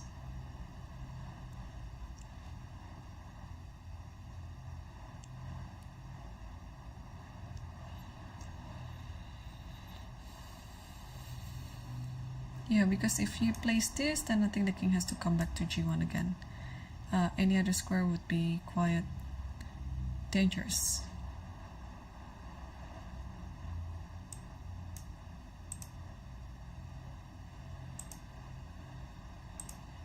Oh, this has happened.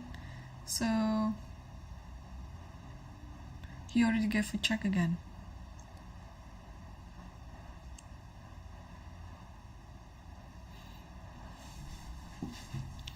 Yeah, I was wondering, is a move like g5 a candidate move?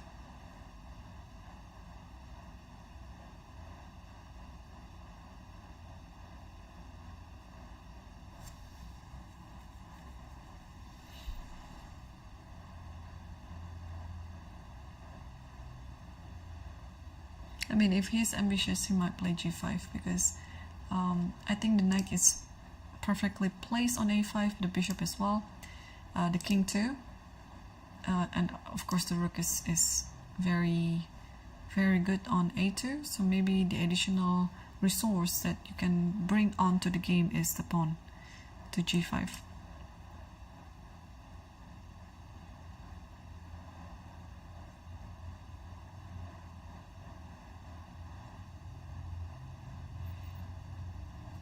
Because the okay, the pawn cannot take, and you are actually thinking of taking this, and maybe king f5, attacking f4.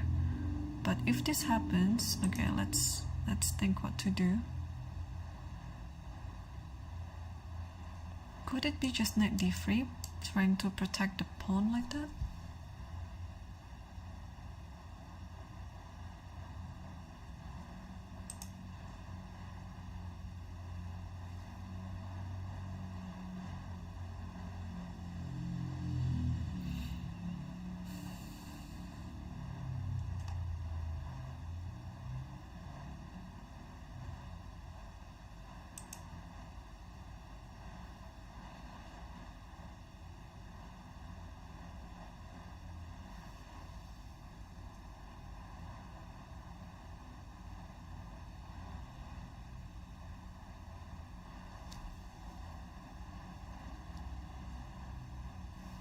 Yeah, so alright, we can check other games, and yeah, bear in mind there's a 15-minute delay in the broadcast, so what you're seeing now is a 15-minute show from the future.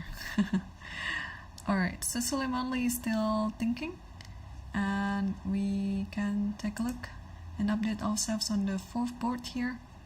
After bishop e6, what do we have? I see a5, I see knight c5, bishop c5, bishop f5, knight f5. What else do I see?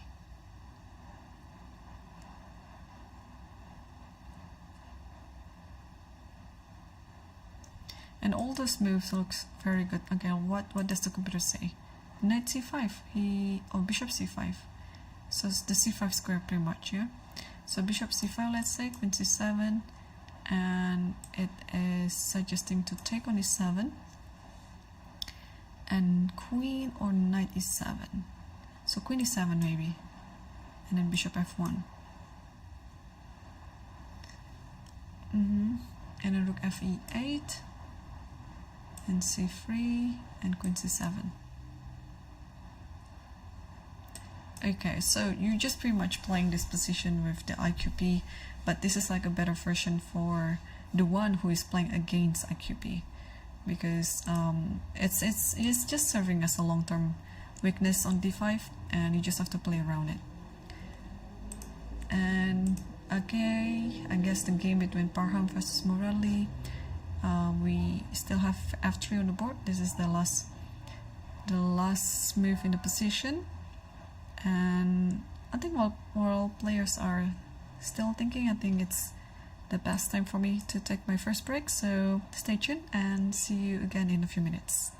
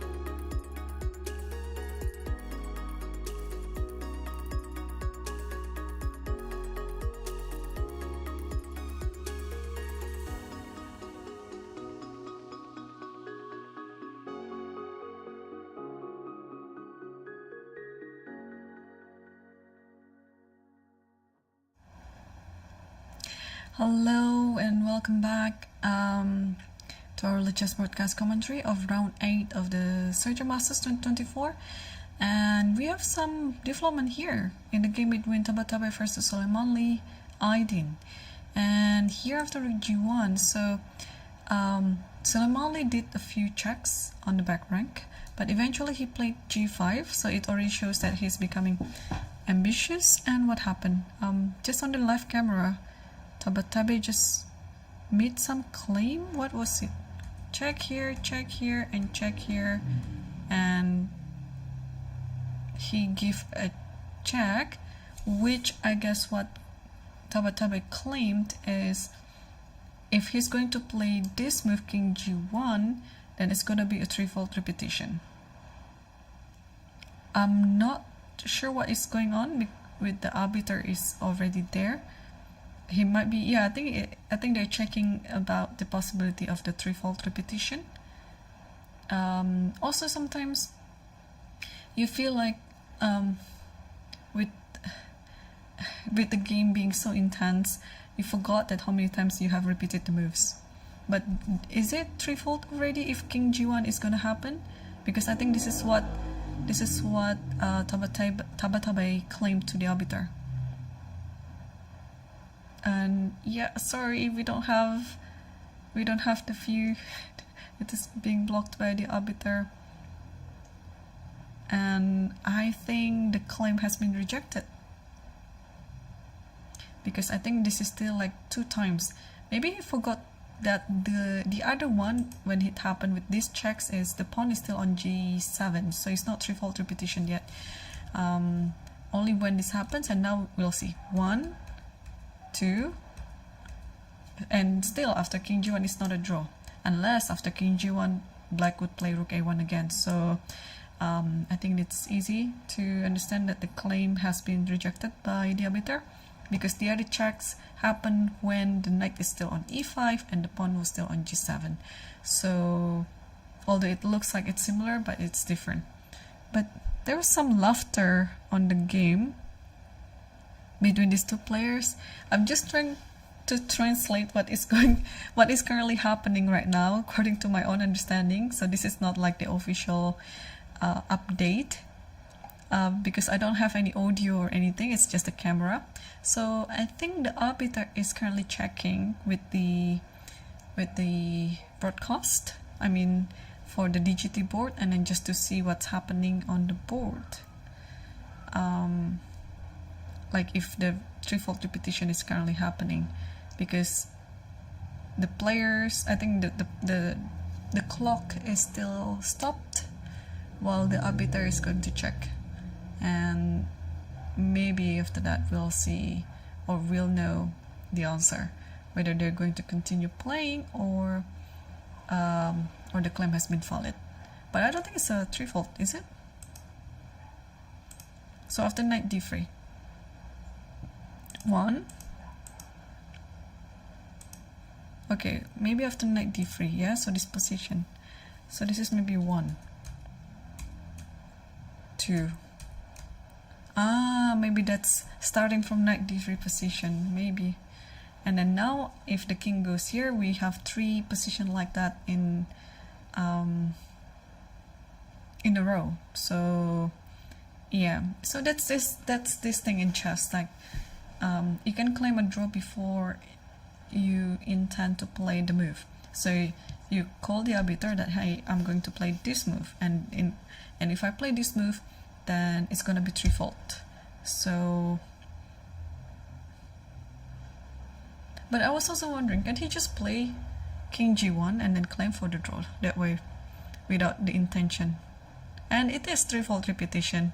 The arbiter just gave the decision. It is threefold after king g1. Yeah, so that was my mistake too, because I thought we start from this, but then we can start from this position. Yeah, this is the starting position, so we have this position for 1 time, and after this we have this position for 2 times. Yeah, and after this is actually white to move.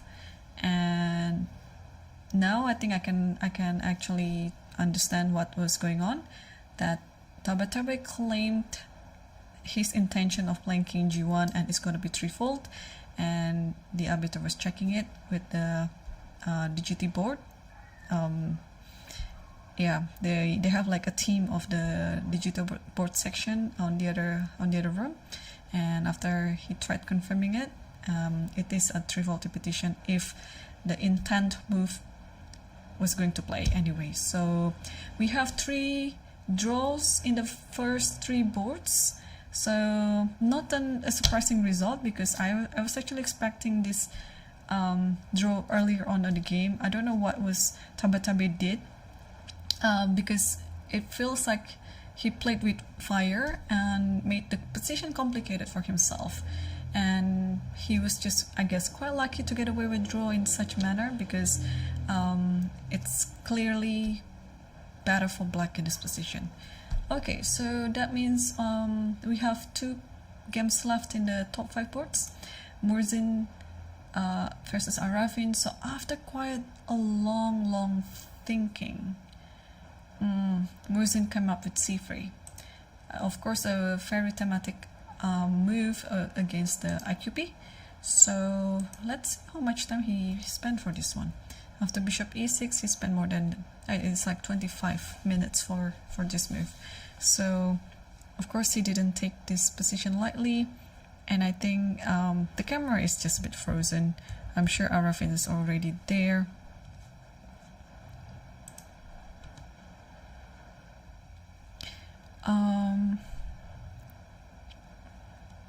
Let me change the camera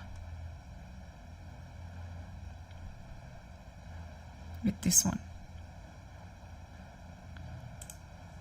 Sorry. So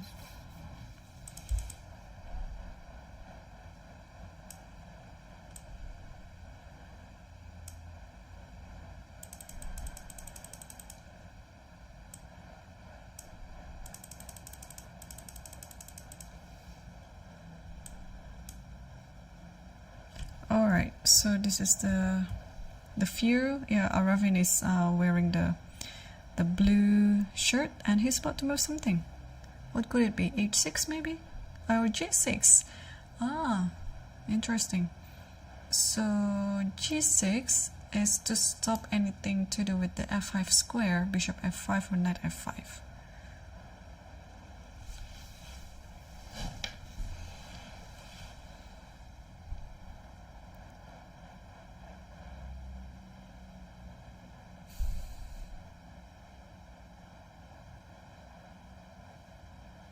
Yeah, Murzin just got back to his seat, so while he's going to think on what to do in this position, let's update ourselves on the game between Parham Maksudlu versus Muradi Muhammad, because Muradi also had a long thing. I don't have the updated time situation for this one, but after F3, yeah, F3 was played like a long time ago, I think close to 15 to 20 minutes of thinking, and here he decided to play King F8.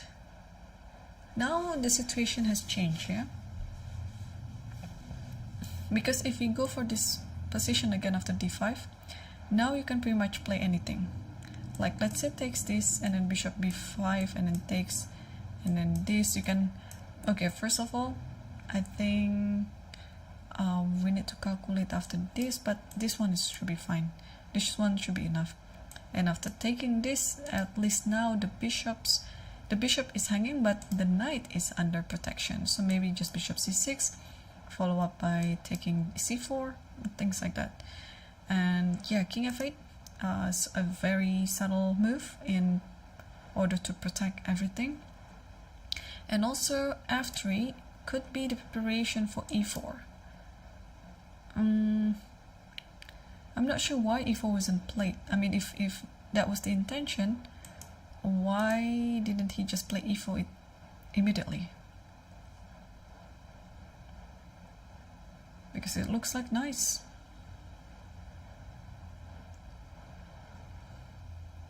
Ah, could it be this? e5?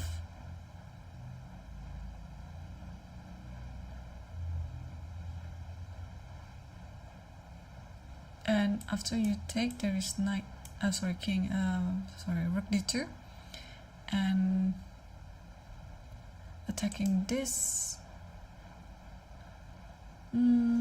Maybe, but what is the difference? Yeah, after bishop, after f3 now, where does white do?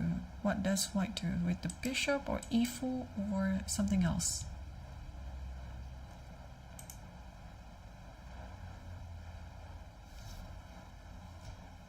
c4.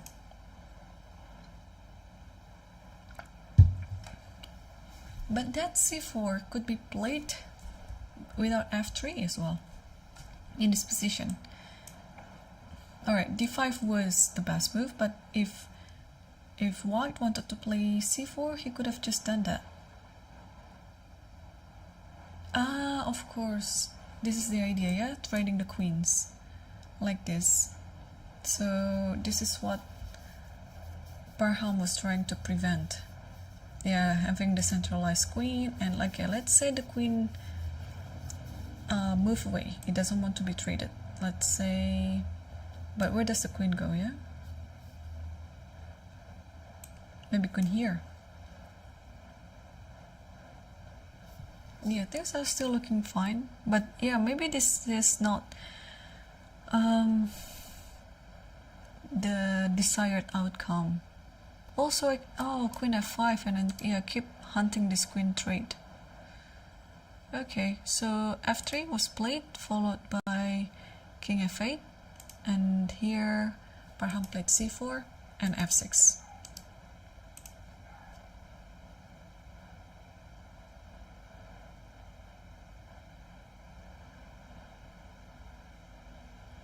Yeah, because c4, of course, the idea of white just want to play d5 here, attacking the queen and also attacking this. So f6 is stopping the control of the bishop over the g7 square. So now what to do?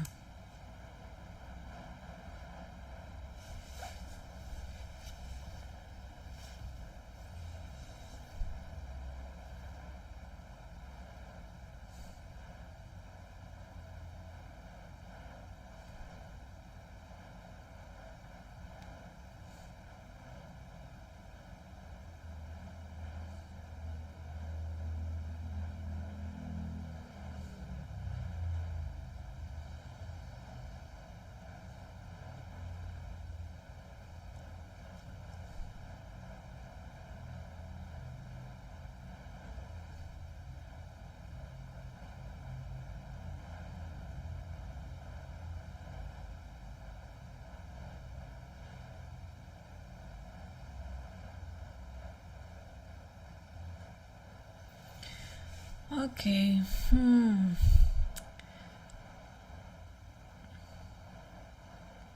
what about playing something like rook 8 d1?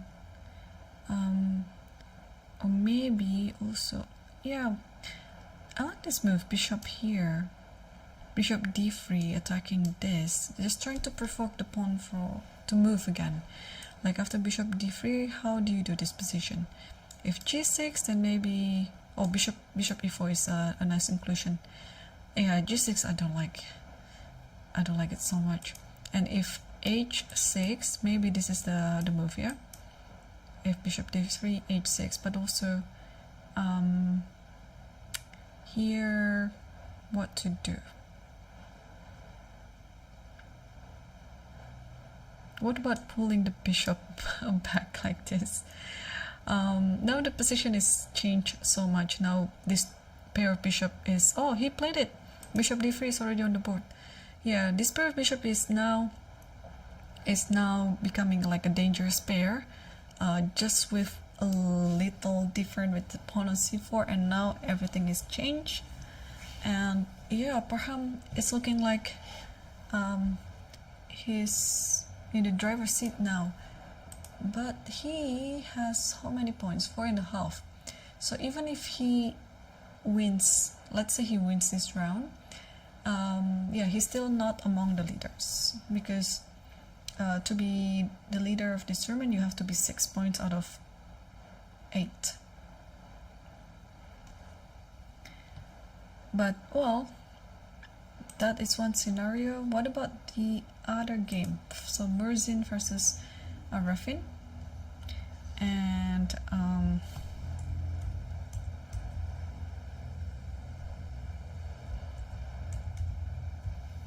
Yeah, so what happened was after c3, g6, and then bishop c5, queen c7, takes, knight d4, rook a e8, and bishop e2.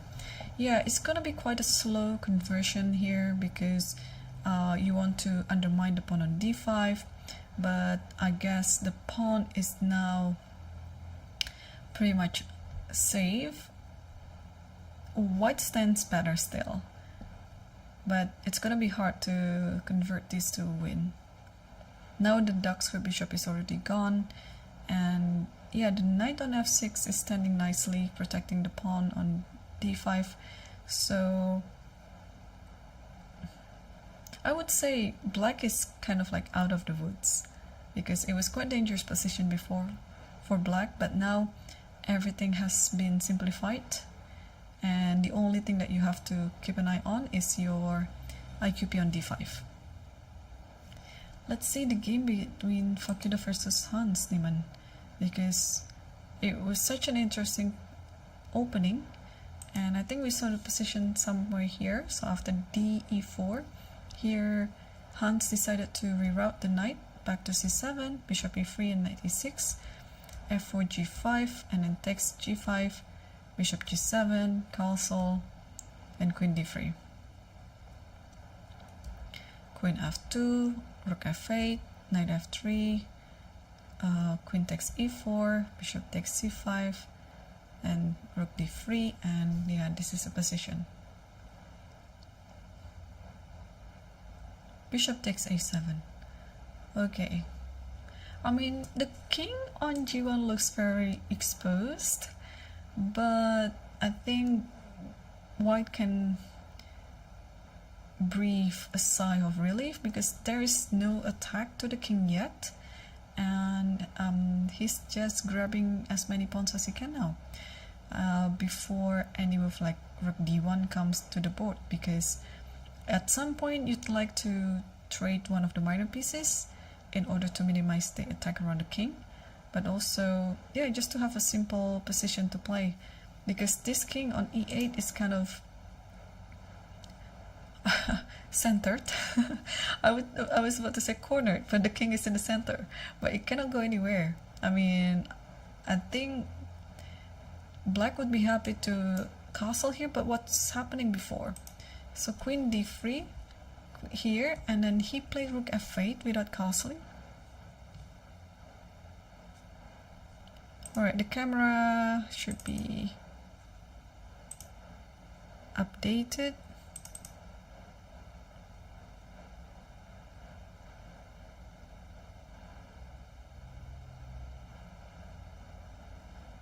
Ah, I know what happened, yeah.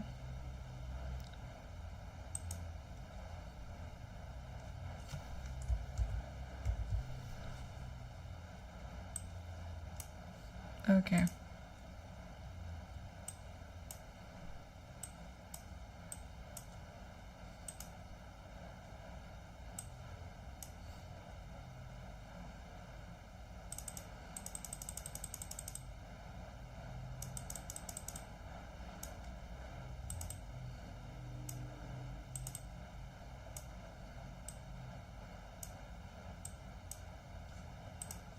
All right.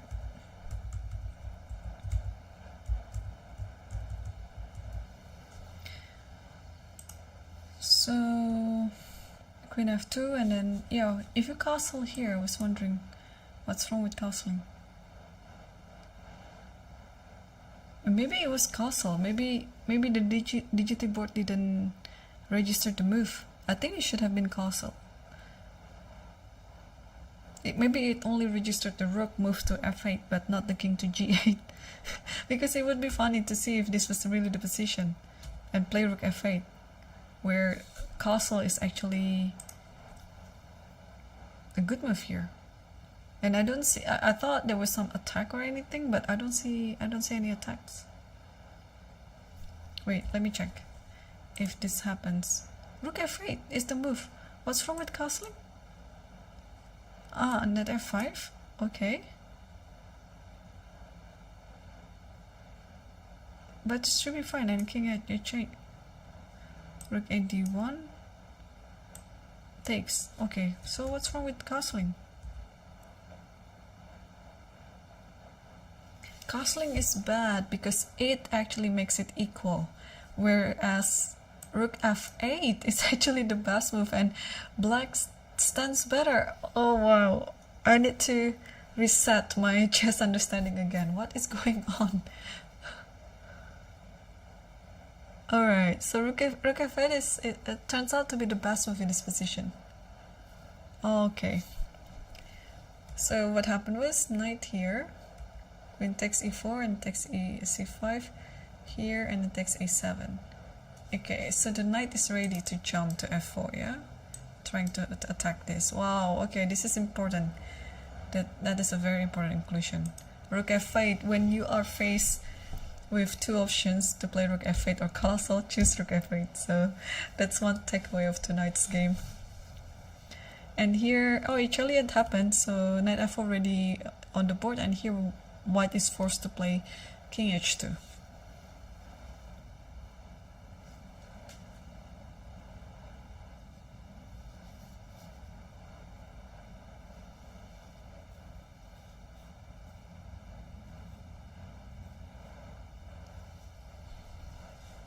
Okay, so we'll come back to this game, and do we have any update on the other top boards game? And oh, h6 was happening already, and now Parham played d5. So let's figure out the idea. If e takes d5, which looks like the most natural move to make, what do we do in this position? Do we take it again like this? I think we should, yeah. If knight takes, then you have this bishop f5, so that is easy to understand. And if rook takes, you have this bishop e4. Again, you will win an exchange after this. So what else after this? If queen takes, okay, if queen takes, maybe bishop c4. Unfortunately, the queen has to keep protecting the rook, but doesn't matter where it went. I can think of queen h5 as well. I'm trying to attack this, but at the very least there is bishop e6. Wow, so d5 finally happened. Just 3 moves then, or 4 moves then it should have been, but it's still equally good now, because after d5, what is the evaluation again? 0.6. So what does the computer suggest? So you have to take, this is almost sure, and cd5 and rook d5, and you go for this line with bishop e4, and trying to play with an exchange down in the position. Okay, but Parham looks like, yeah, he's controlling everything. He's totally under control. What about board 4, Murzin versus Aravin? Yeah, this is what I actually visualized before. Like, black will consolidate, and when it happens, yeah, the knight will be connected like this. Still, we can still call a weakness, but now it's really hard to exploit that weakness. Okay, let's see other games.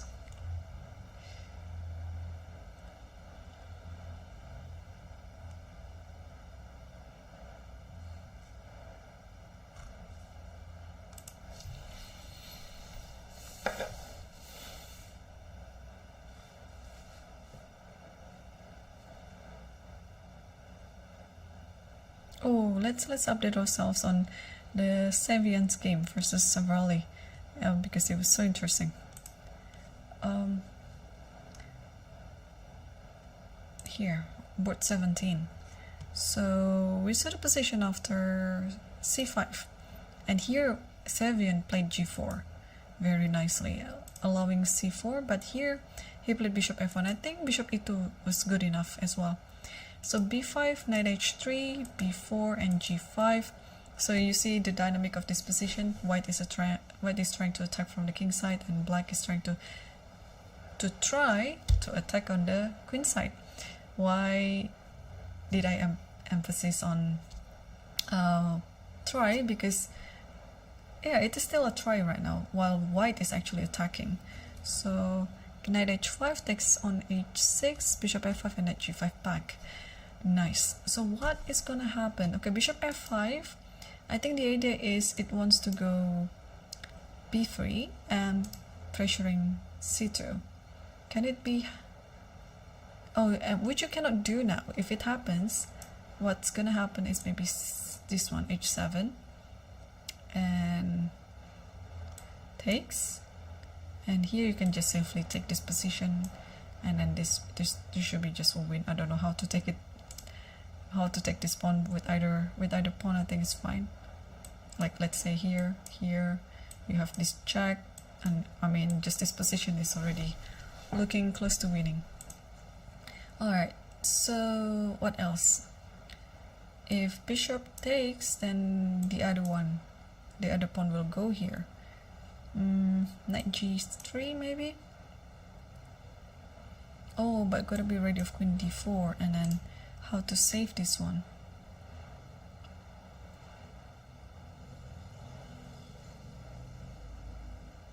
Yeah, or many things. Yeah, you can actually take this one as well, and after this, queen here, trying to give a mate here. Yeah. What is the evaluation? What? Black is better? Oh my. Oh man, these two games that, what was it before? This one and Hunter's game, yeah? Oh, I thought white was doing completely fine, like even slightly better or even better. But who would have thought in this position, black is better? I mean, of course, putting the eval bar so that the engine was thinking this position for me, but for human perspective, this should be just better for, yeah, better for white. So the character suggests a rook b8, and then h7, bishop takes h7, takes like this, king takes, and queen d5.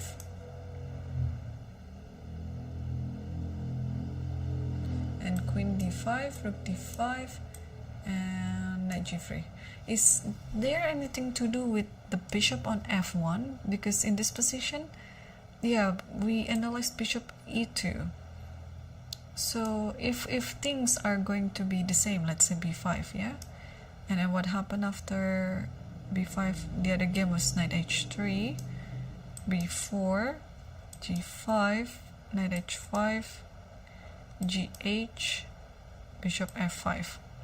Yeah, this is actually much better now for black. Oh, maybe no, bishop f5 is not the good move here. Just take,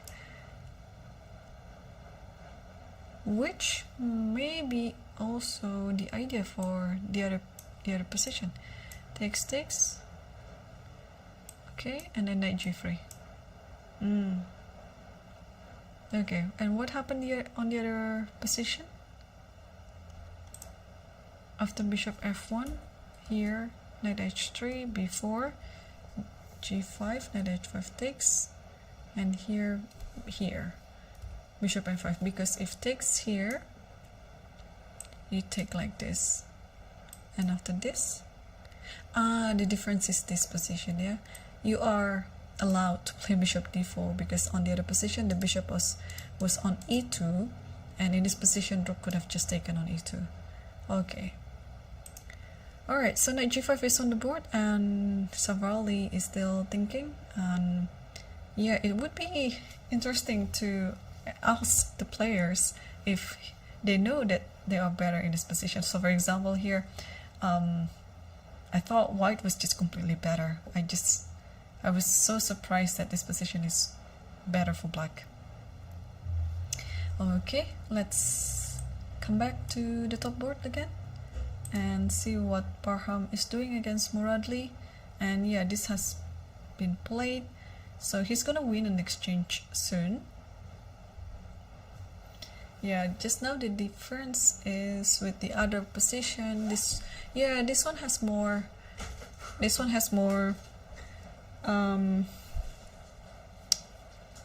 compensation for black because of the pawns.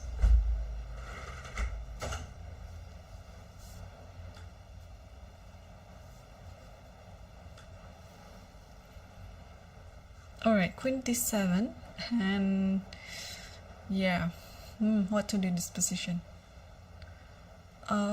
This is a nice inclusion, because if you take this one, maybe the queen will take on g4, and yeah, things are looking, well, still looking good for white, but in this type of position, black is trying to get as much compensation as he can. That means also this having this pawn on g4 is a more prevert position for black, because it would be less pressure around the center for black. But apart from taking d5, what else can white do in this position? Because if now the queen moves away, then the rook will move, and you no longer win the exchange. So I think it's almost forced to take d5 like this, and then this might actually happen. Takes, and now black can actually think what to take the bishop with. The bishop with, okay, takes the bishop with the bishop or with the knight. So computer suggests that bishop takes d5, but what happened if the knight takes? I think it's equally good. Yeah, g3, okay, then this is just another continuation. Alright, so I understand that. No, to be honest, I don't understand anything. Okay, maybe the square e7 is the same as square for the knight anyway, so you don't have to move your knight, because it will go back to e7. So, well, still thinking. So let's take a look at this one, Murzin versus Aravin, because Murzin had quite some time advantage before, but now he thought for too long apparently. Can I zoom in this one? Yeah, this one is already maxed out. Okay, so yeah, knight c5 is on the board. Oh, this might be a silent draw over. Just take a look. So knight d6, here, and now back to e4 again. Yeah, black doesn't have anything better to do in this position but wait, because the position look very intact. Yeah, black shouldn't do anything but just wait. So knight here again, the queen is fine, the other minor pieces are also fine, also the rooks are totally fine. Or maybe one thing that black can improve is somehow to switch the rooks to d8 and e8, because the rook on f8 is not doing anything at the moment.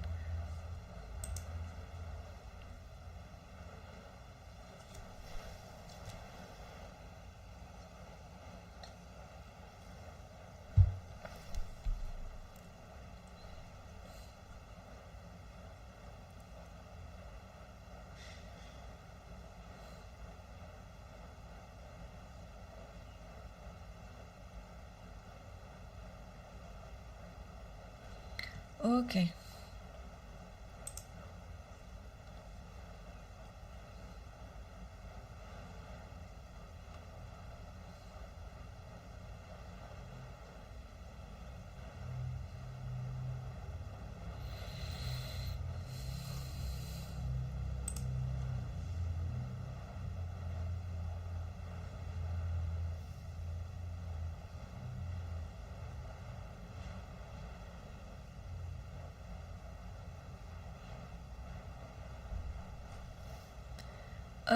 What else can we see?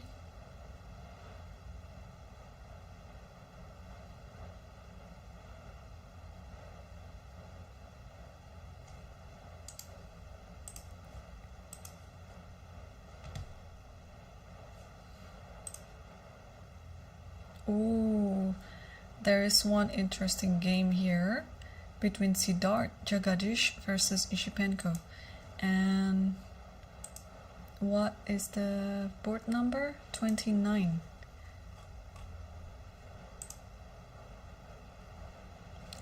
This might be just the biggest upset that Siddharth could pull,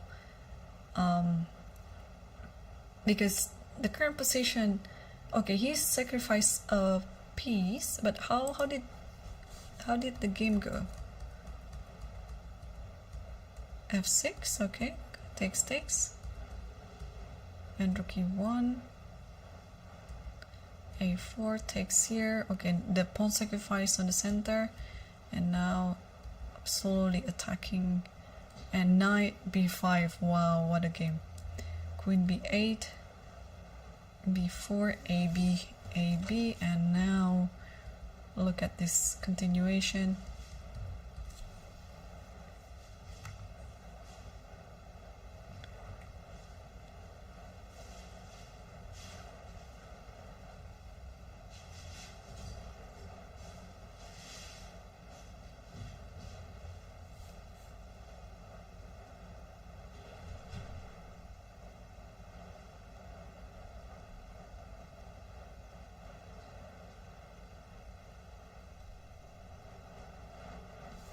All right,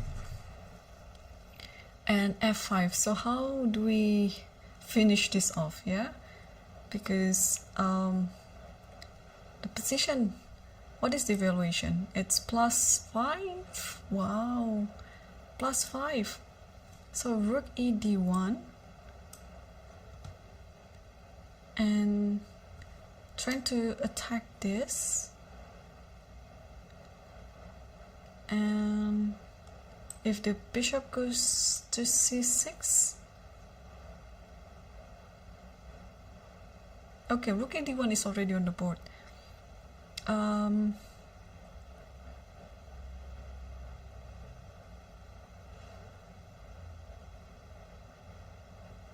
What is going on? How to, queen f7 maybe, because you want to attack this and attack this anyway. All right, queen f7. Yeah, and it's kind of like a double attack now. Bishop wants to take c6, queen wants to take here, and if e4, this is the beauty of the position. You have rook a8, because if you take, and it's just made in one. Wow, what a nice idea. Yeah, this is too good. So rook e d1 is on the board right now. So how do we do this threat then? If rook goes here,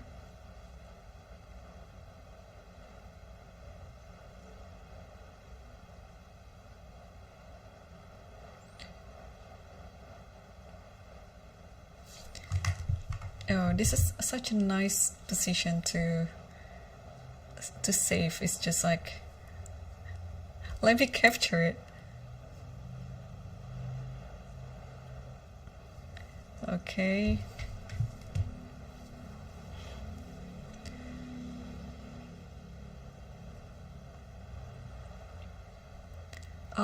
What else do we do after?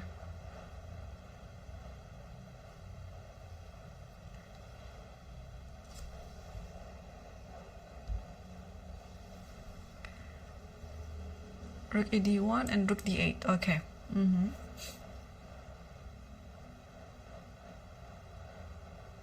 Or, okay, I think this one is easy. You just play rook a7, right, and take on b7. Also, you have plenty of ideas here. You can play rook a1 as well. Wow, wow, wow. Yushipenko is surely 2700. Yeah, 2703. 2703.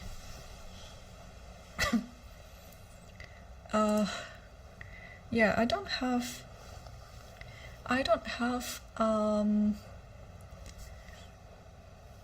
the camera for it. It's board 29, so yeah, it should be somewhere here, but I cannot. Can I zoom it in? Let me try. Let's zoom it in.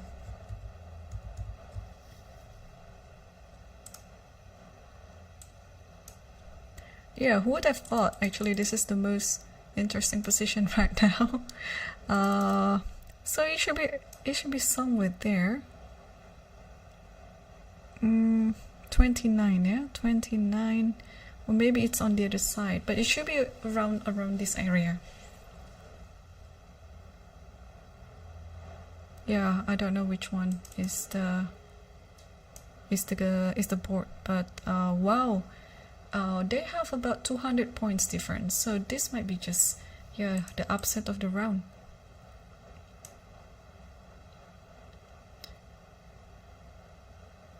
And what just happened? Bishop e6.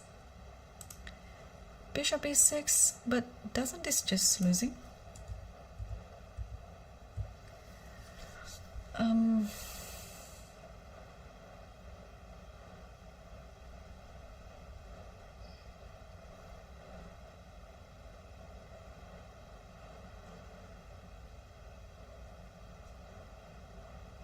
Okay.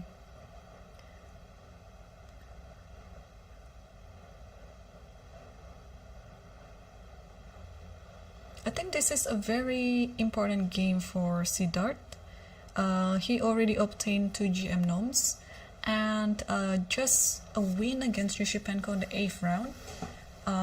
It doesn't matter who he's going to play. I have to double check actually with all this calculation for the nom, but if he beats Yushipenko, I think it's almost sure that he's gonna get the last GM nom that he needs, because it's guaranteed that the next round, it's almost sure he's gonna play against another grandmaster. So now it's just a matter of increasing his rating, his average rating of opponents. Because let me just pull my chess result. Like, what is his TPR?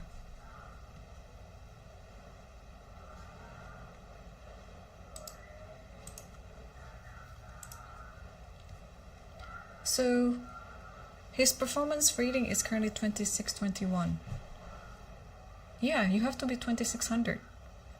And he already played all rounds. Of course, he played against all grandmasters, so we don't have to count like how many grandmasters have he played. He played 8 grandmasters out of 8 rounds. So, and what about the countries? Yeah, so he played against 2 Hungarians, 1 Czech, 1 Spanish player, 2 Indian players. Okay, so it's already fulfilling the requirement for the norm, and TPR over 2600. And I think if he won against this one, his current TPR is 2621. So if he won this one, then his TPR is going to be like increasing so much, and maybe it doesn't really matter how his last game is going to be played out. But maybe I'm wrong. It might be still depending on the last game anyway. But I mean, just to play this position and potentially winning the game against Yushipenko, it's already like a huge result. So queen b5 is on the board, and now rook d5. I'm sure it should be finished at some time. One of the idea just on top of my head is maybe like this. If this, then check here, and check here. But okay, there should be like a better move than that, yeah. Oh, but yeah, maybe because after this there is this one, and check, and maybe the king is just fine after this. So gotta be careful. It's just okay, one rough idea, but you don't have to do that. What else can you do? Bishop d5. Yeah, maybe bishop d5, allowing, if this happens, this, and then rook c1, and you almost cannot stop it unless you play bishop h6. But still, you play here. Yeah, take twice is fine, and you're winning. What else can you do? Bishop d5. If bishop d7,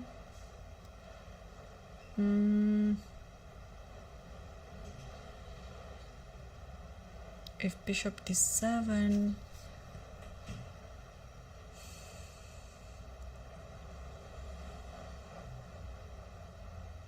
yeah, how to continue?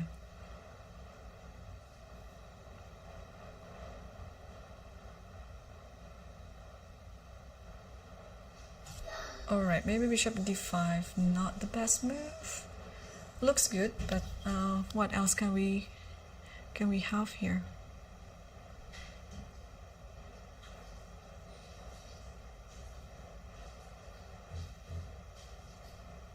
Yeah, this is usually my kind of position. I mean, it's really dynamic, and there are so many tactical resources here. But I couldn't find any move. What's wrong with me tonight?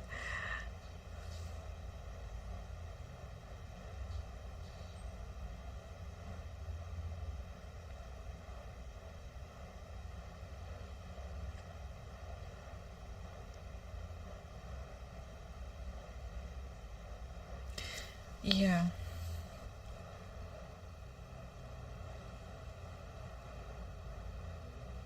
Okay, I need to consult with the computer. c5. c5. Okay, I thought you should have played, you know, like in a direct approach, but c5. Okay, trying to understand that. You want to play c6, yeah? So now if it was e4, like stopping it this way, what to do?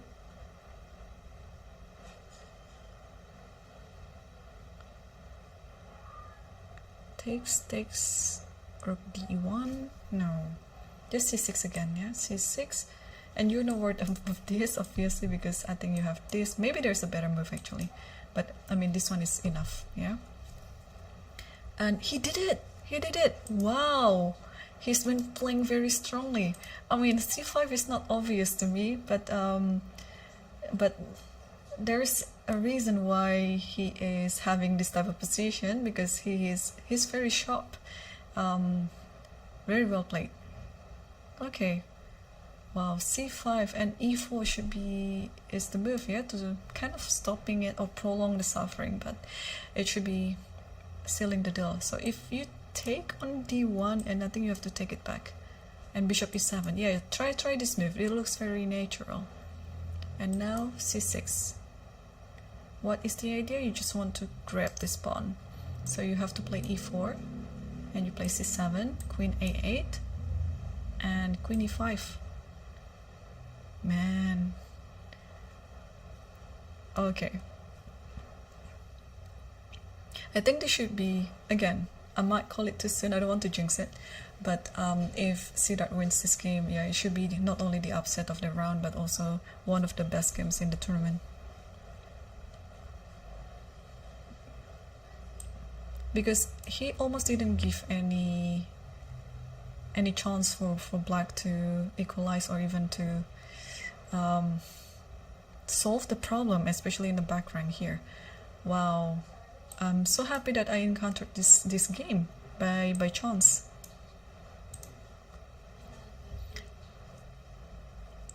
So c5, and okay, let me fix the camera again.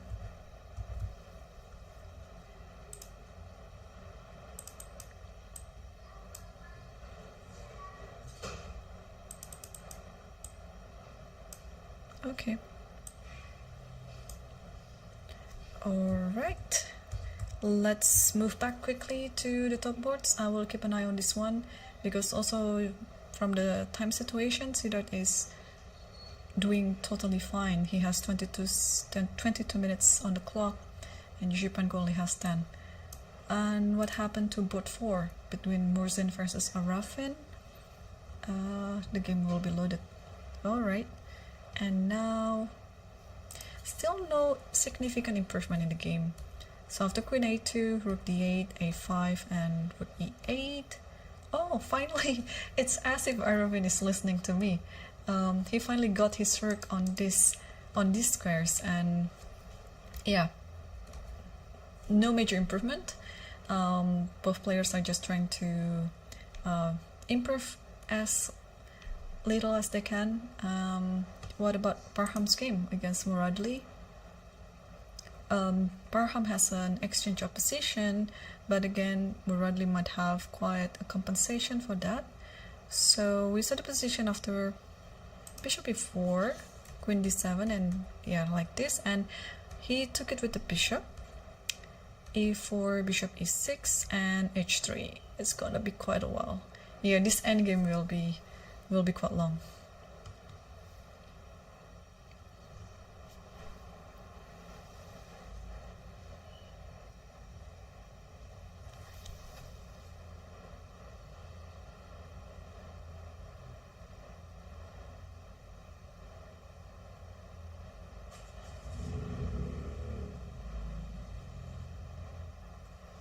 Okay, apart from Ishipenko's game against Siddharth, what else? Okay, c5 was still on the board on that game, so there's no move yet from Ishipenko. Let me check quickly other games.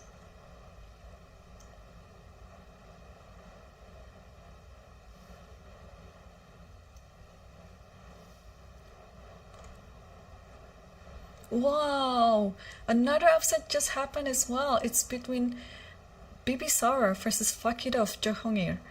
Let's take a look. Bibisara won against a very strong Uzbek player. So yeah, let's take a look at the game. Just quickly to see what's happening there. So we saw a Benko position. And okay, with this e6, yeah, this gives white a better position, of course. And after this, castle, knight b4 here, queen b1, queen a7, and then bishop c2. Yeah, everything looks good for white because the knight on a2 is kind of trapped. Materially speaking, everything is still equal, but yeah, this knight on a2 will be the culprit of black's loss. So knight e5, and then bishop b5, bishop c3, rook b8, and queen d1. Okay, so you pretty much just play around with this, all the minor pieces and with the queen, and black couldn't do anything. So only after this and this, yeah, now this might be the moment for you to escape, but this will leave knight f6, and in the long run, yeah, white will be just better because this is coming with a check, and then you can give a check again like this, and yeah, you can take this, and then this will be lost. So knight e8, and now takes the knight on a2, and knight h6, and I don't think you can take, because I think if you take, look at this check, the king goes here, and then check again like this, and you have to stop it by playing, or block the check by playing knight d6 and check. Okay, where's the mate? I think it's just like this, yeah, bishop f5, and then mate is coming up after queen g8, or maybe you don't need to search for a mate as well. It should be enough so that it's like a winning position completely. So this, after check knight h6, you cannot take it, but you have to play king h8, and then queen h5. Yeah, f5, then just takes again, and check here, and knight d6, and resign, because this will come up soon. And also, what else? Well, depends on where the queen goes, yeah.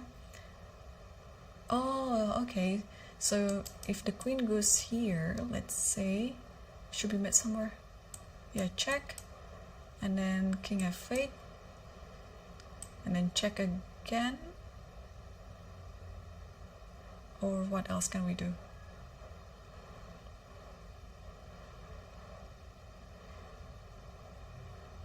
I mean, yeah, even this position should be fine. Should be enough to win the game. Like, too many pawns, and the king is quite exposed. But there should be some better move than that if this happens.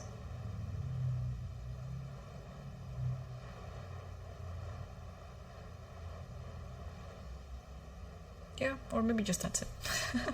Because we have to also update ourselves on other games, and while we are here on the lower board. Let's quickly take a look what happened on the game between Siddharth versus Yushipenko. And after c5 here, rook takes d1, rook takes d1, and bishop g7. But doesn't it mean that we have c6 now?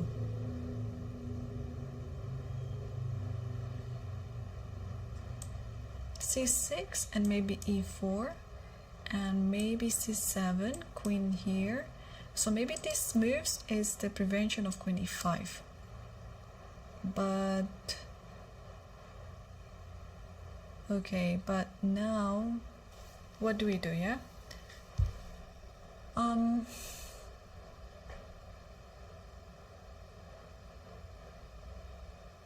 sure they're still winning, so maybe I can just take and then queen here with the idea of giving a checkmate over the 8 square. Is this an idea?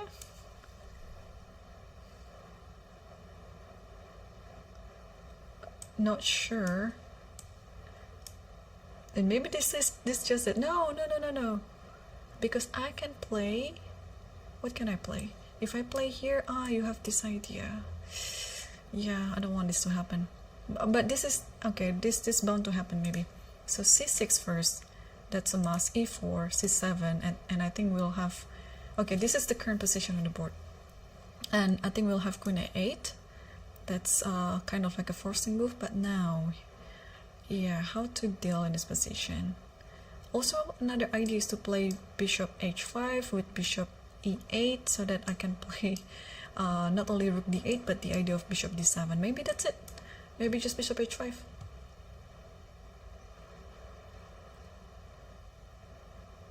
Yeah. Can you try to stop it? Or maybe queen a6. No, it doesn't stop. It doesn't stop it. Queen a6, you play bishop e8 because you want to get this one as well. If queen here, then it's a mate on d8. And then if how else can you stop it? Bishop d7 is also coming. So if bishop f6 here, bishop d7 check, it's gonna be mate. Ooh, is bishop h5 the move? Let me actually check, because this is quite a interesting position. Yes, bishop h5. Bishop h5, and it should be mate in 9. According to Stockfish, if you play bishop h5, it's mate in 9. At 9, mate in 9 at most. It could have, yeah, it could be finishing before move 9. So, closing in to the win here. And still, queen a8 is still on the board. Siddharth is still thinking. Yeah, I'm so excited for this game. I will go back to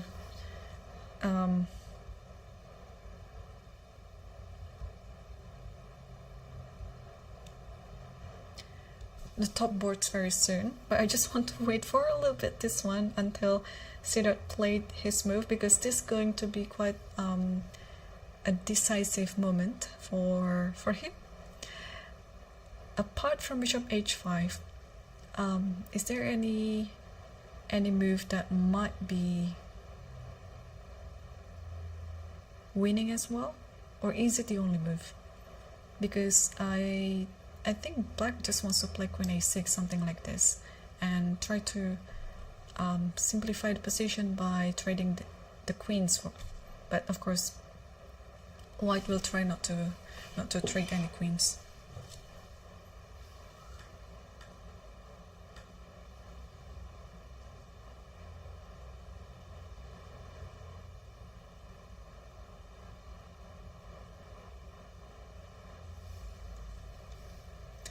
Alright, still no move yet, but I will keep an eye.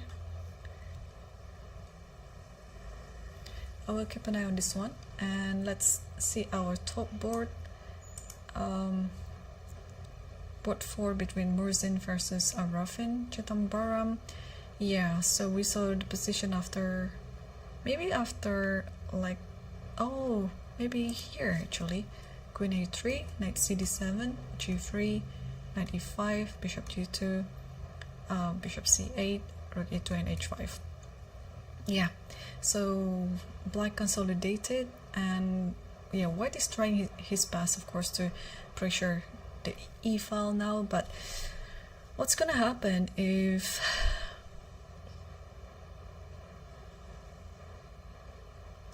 black offers some trade? I don't know, maybe knight c4, knight g4, both looking pretty good to me. On the other hand, let's see Parham's game. What did he do? I think he's still standing better for sure. Yeah.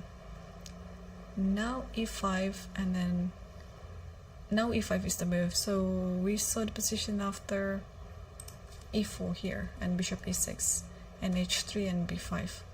So activating the rook to the d file, and after this is the current position right now, and the computer suggested e5 should be the move.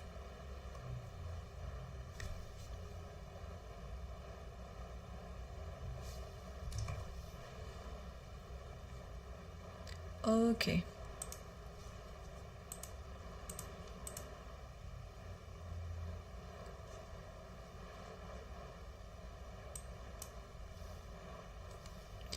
So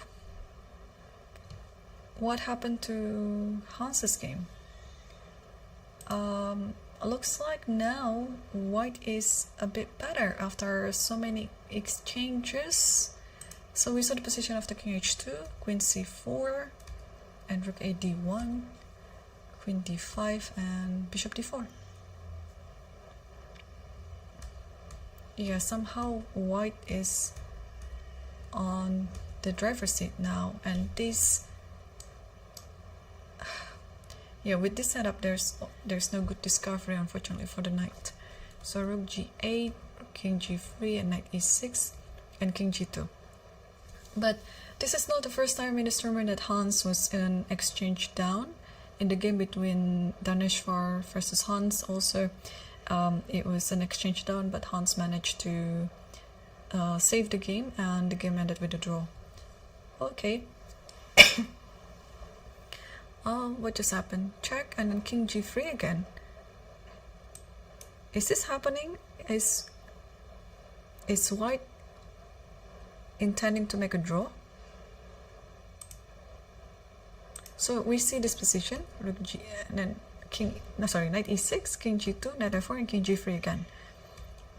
So is this a silent draw offer that white is not trying to win the game, but instead he's happy with the draw? Oh, I'm so pleased to update you that on the other game, c-dot play bishop h5. That's the winning move.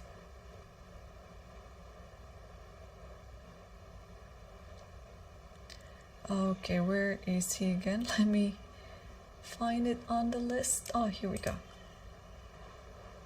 Bishop h5. Just take a look. How good is the move?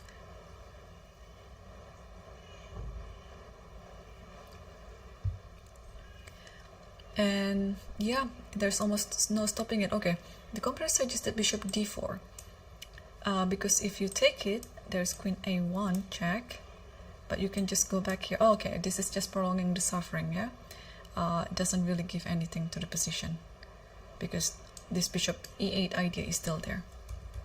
Bishop h5, very nice. And yeah, if only I could find it from the, let me grab this screenshot, and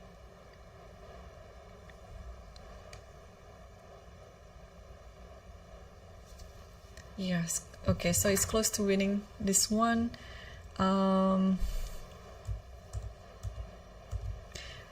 Yeah, Ishipenko didn't really play his best chess in this Sharjah Masters, because out of how many games does he have? 29 here. Ishipenko, he's even on 3, while c-dot on this round, c-dot is on 3.5. Ishipenko is on 3. So, and he's dropping 18 points already. He lost twice against Daneshvar Bardia and Fokidov Shamshidin, and he's going to lose again this round. Wow. Okay, that's pretty much it. And yeah, still no moves yet from Zhipenko. And yeah, they should be just finishing very soon. Okay, let's move on to other games then.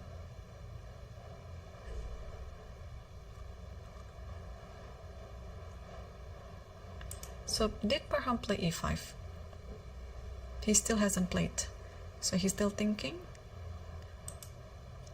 And on the other board, yeah, both players have kind of similar time situation right now, 9 minutes and 13 minutes. What else can be improved in this position? Yeah.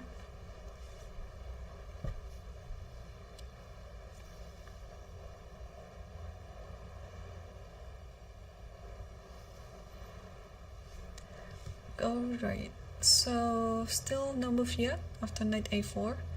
Yeah, my prediction that this game will end with a draw anyway.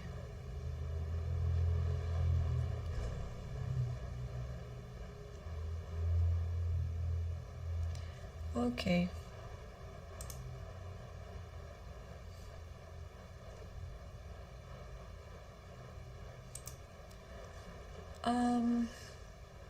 Ooh, Yuyang is winning right now against Boronic. Is it winning? Looks better, much better with this pawn. So queen takes e6 just happened, so maybe you have to take it with the pawn so that you maintain this attack to b2 bishop. Oh, this... Okay, let's quickly back to Sidot's game against Yushipenko again, because there's some development there. That bishop h5, and after bishop h5, bishop f6 and bishop f7. Okay, I can tell that this is a resignable position now, that I think Yushipenko will just resign without continuing. Oh, actually he didn't do that yet. So queen a2, and now what do we do in this position? Oh, you can just take, yeah? Take here, and then play queen a... Oh no, not queen a4. Play queen a5, because you want to play queen a8. So I guess this is gonna seal the deal. I don't see any defense to this position.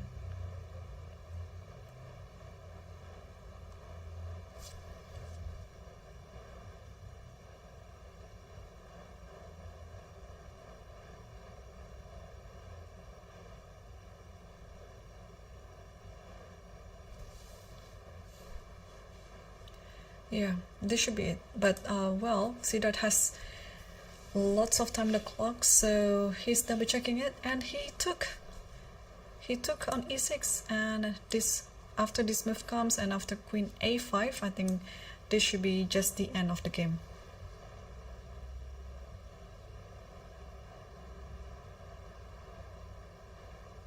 And he did that, yes. So this is now a reasonable position.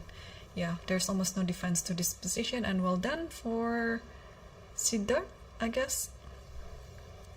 Still trying to look for his board on the camera, still couldn't find it. And I believe Black already resigned, but maybe Yushipenko will play something else. But if Black plays something, then what could it be?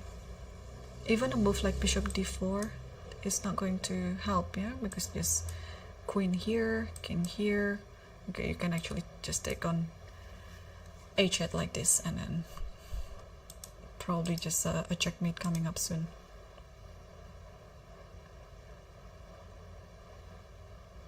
Okay, let me check other games if there are any interesting position.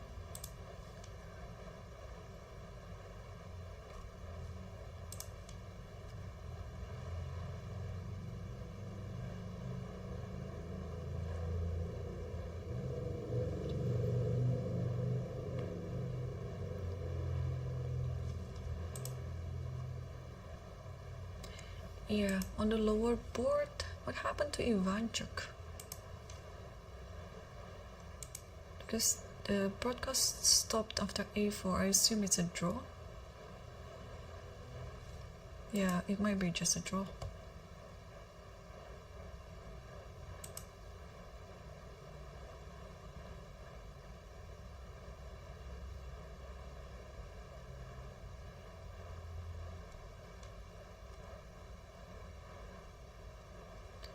Okay.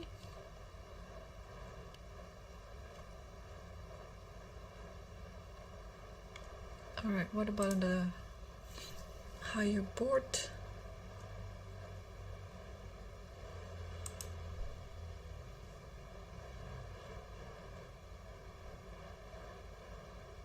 Oh, Hans is losing quite a lot now.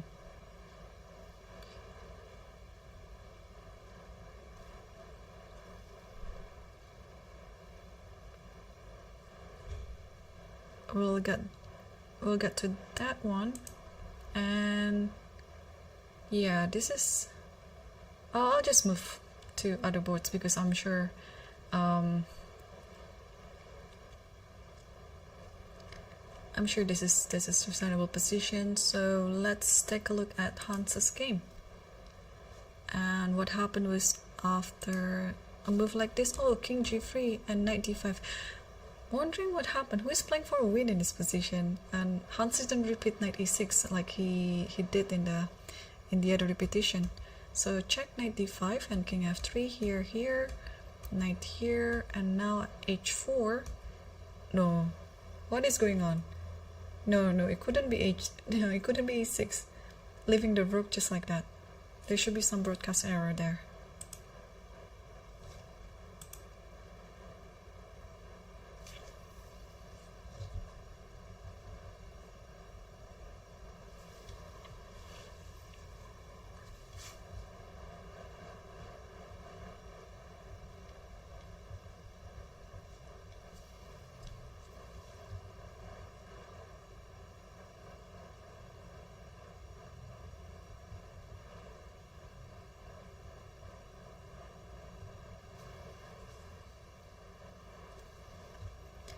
Okay,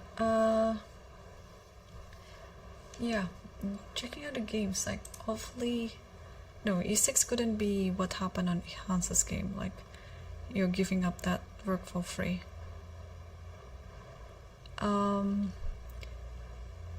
Yeah, unfortunately I cannot know for sure what's happening. And let's move back to...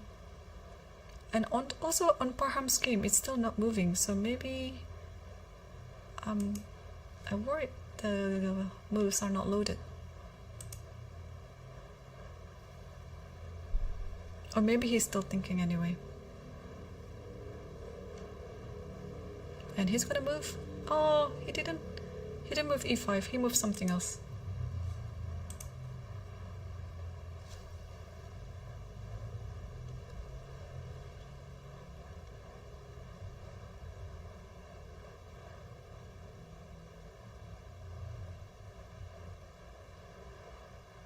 Yeah.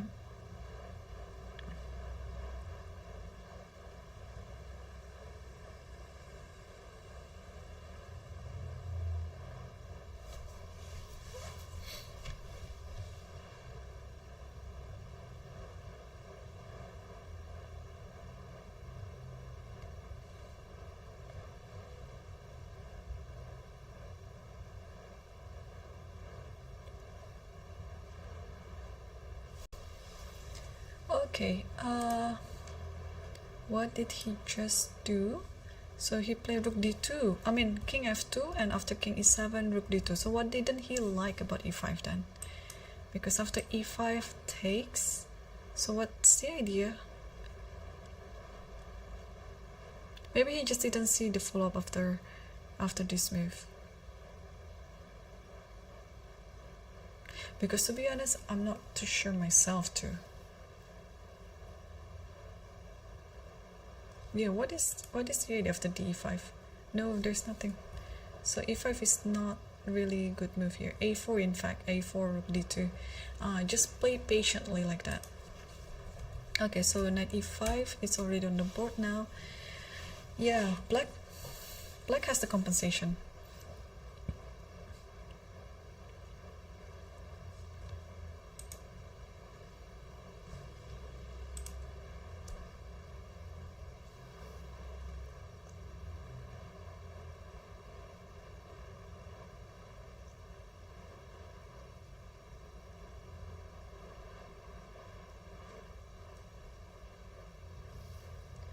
Okay,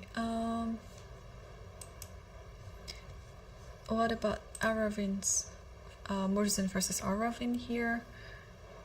Yeah, so after, okay, well, didn't we see this position before? So they're just pretty much moving around. Here, knight d3, knight c5, back knight e4 again. I think we saw this position before. And now maybe what's wrong with knight goes back here, yeah? Alright, so yeah, rook de1. This could be like a silent draw offer as well. Both players here look very solid. White looks very solid and black is also looking very solid.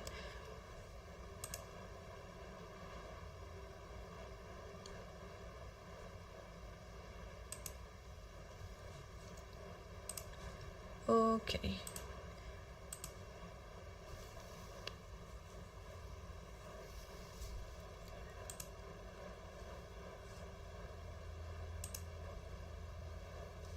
And Parham's game still ongoing after knight e5, and Hans's, yeah, okay, this one hasn't been solved yet because I believe it's not e6. Yeah, I mean, why would Hans give the rook up like this?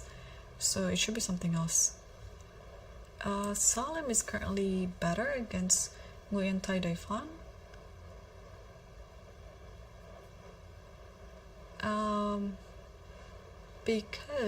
Because of this pawn. And this pawn after c3, can we take it? Takes, and probably just rook c7.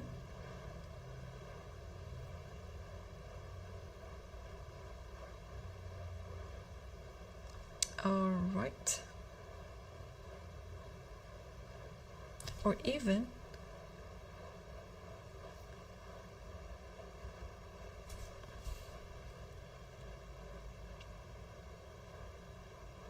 e6? Is it a move?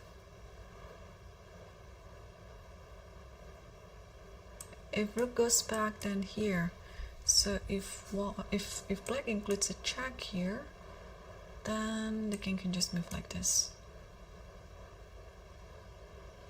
Okay, it's pretty unclear what to do in this position. So maybe Salim is also thinking now to play e6 because after rook check, there's only one check then. There's no follow-up. If here, then now it's a check, and after this, at the very least, you can just take.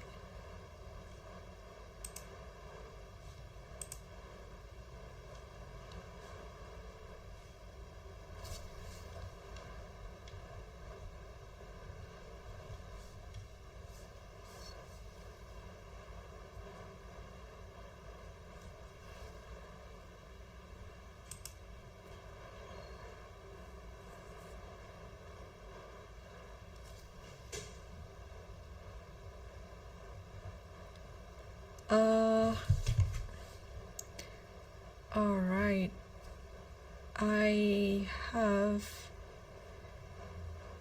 an idea.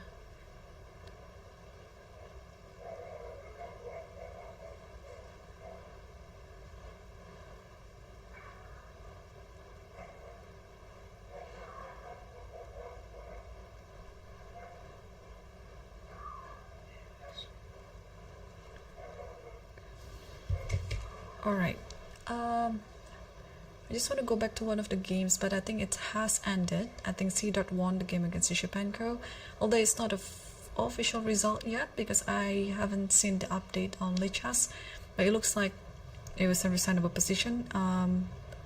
The last move that we saw, Queen A5. So let's come back to the top board again, and this one looks like almost no improvement. So knight c e4 and rook back to e1 and h4. Okay, except for this pawn. So Irene is trying something along the h file, and after queen b4 knight c5, trying to attack d3. Now I actually changed my mind. Maybe black is better, just because of the space advantage. It's looking very nice, and with this additional idea with h4, let's actually quickly take a look. Okay, still roughly equal, yeah.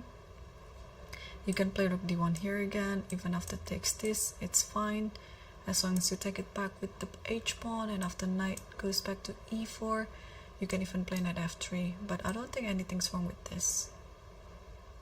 Yeah, so there are plenty of equal moves in this position.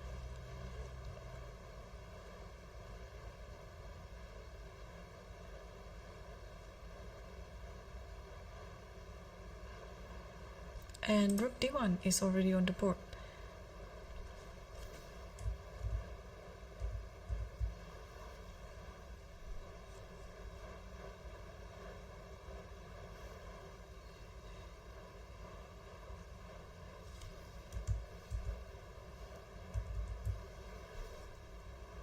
Okay, rook d1 is already on the board, looks very coolish. And Parham, how is he doing? Back to equal now, so according to the default bar, he's no longer better.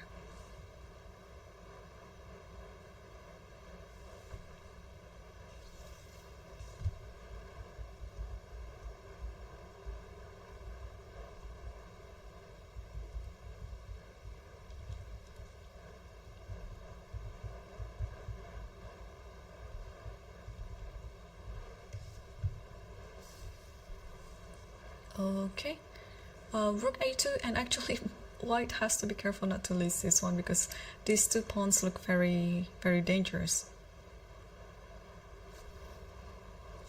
Yep.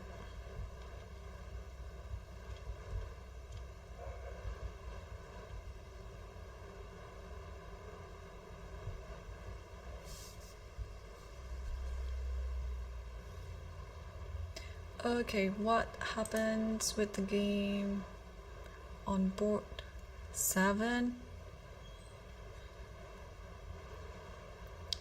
It's not happening yet. Yeah, so e6 is still the last move on the board, which is wrong. Do we have other games? Let me just put the position on Parham's game while I'm going to look for other games that might be potentially interesting.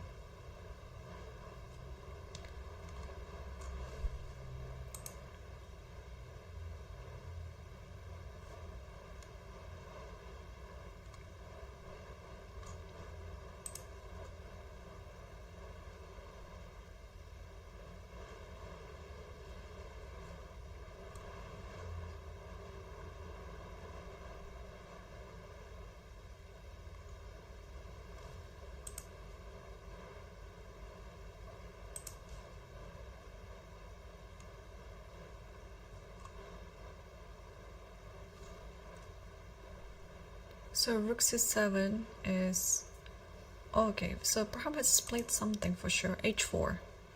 So he's played h4.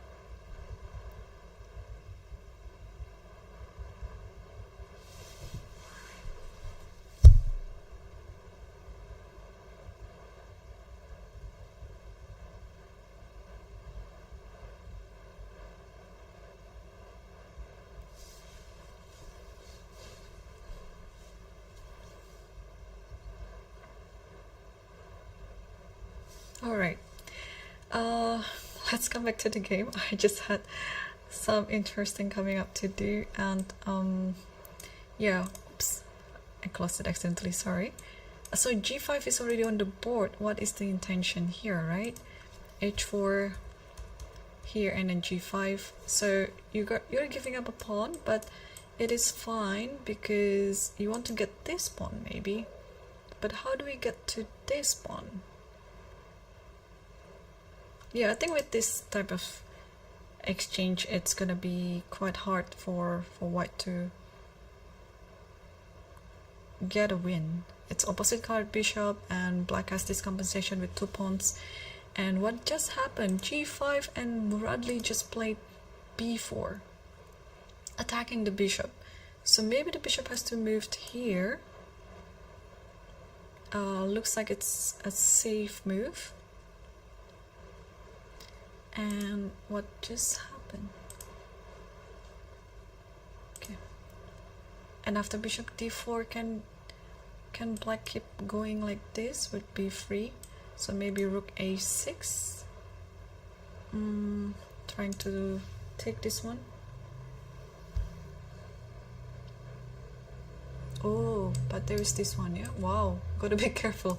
Knight here with the idea of knight c2, and then and with this check, the king cannot protect the bishop.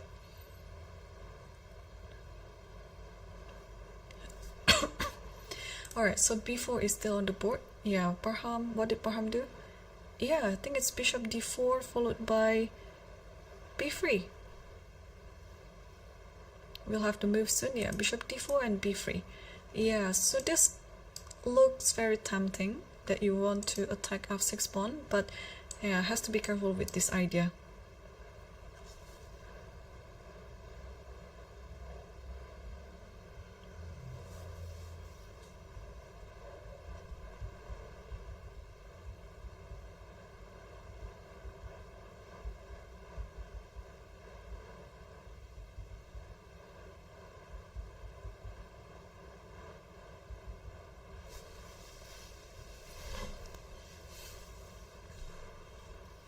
Okay, so here rook a, no, not rook a6, but rook a5. Rook a5, and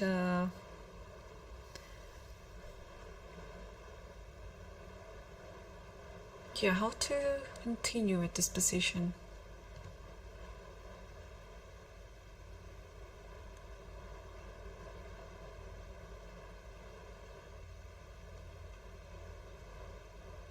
Even if you grab this pawn just once like this and then stay, you don't need to take it twice. I think it should be fine as well. But no, maybe the position of the knight, it's not really in the best square.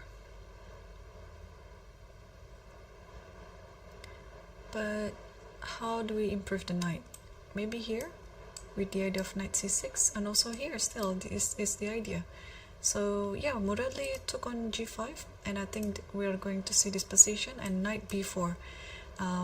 Not only that you are trying to improve the knight, but also you're attacking the c2 square.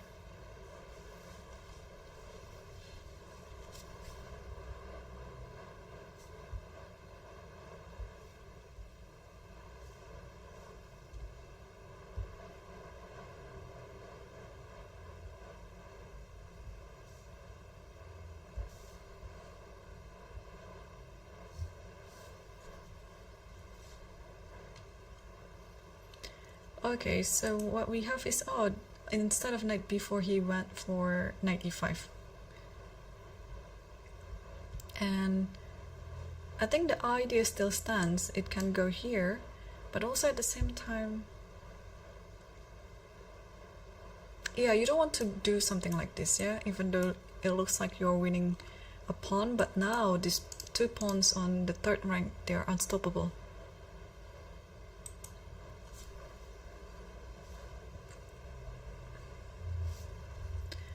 Okay, what happened to the other board? Because the players are getting low on time. So after rook d1 here, knight ce4, knight f3, takes, and here knight d6, rook de1, and rook h8. So Arafin is still trying to get something out of this position via the H file, but everything looks under control here for white. So, and Murzin has more time on the clock as well, so we'll see what's gonna happen.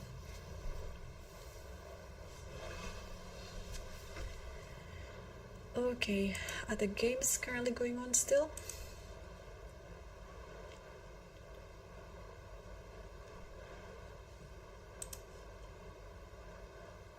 Queen b6 is what Murzin just played.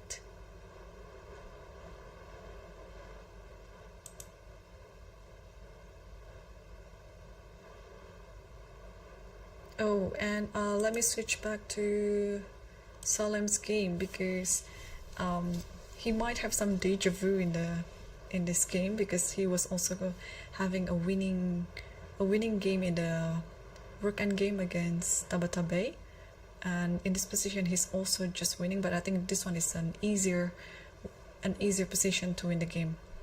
So king f6 is already on the board, yeah, and you cannot stop this to happen. And yeah, usually in this type of position, actually what's wrong with rook here? Just trying the fill-leader defense, but maybe with these 2 pawns, yeah, it's with only 1 pawn this can work. Of course this will work, but with 2 pawns like this, I don't think it works. Yeah. Okay, so what happened was after h6 he didn't take it, but he played king f6, and now this should be enough to win the game, because e6 coming and rook will go from the other side, and then yeah, just give a check, and then there you go, Salem won the game.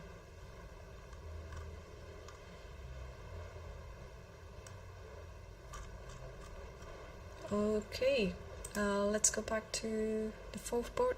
So there is a trade here with queen b6, queen takes b6, a b6, and knight b5.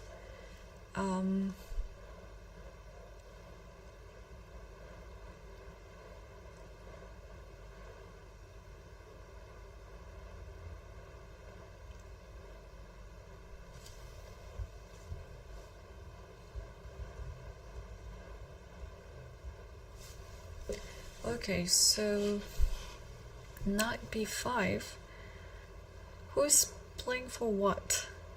So maybe black is just trying to get something, even though it's still like an equalish position.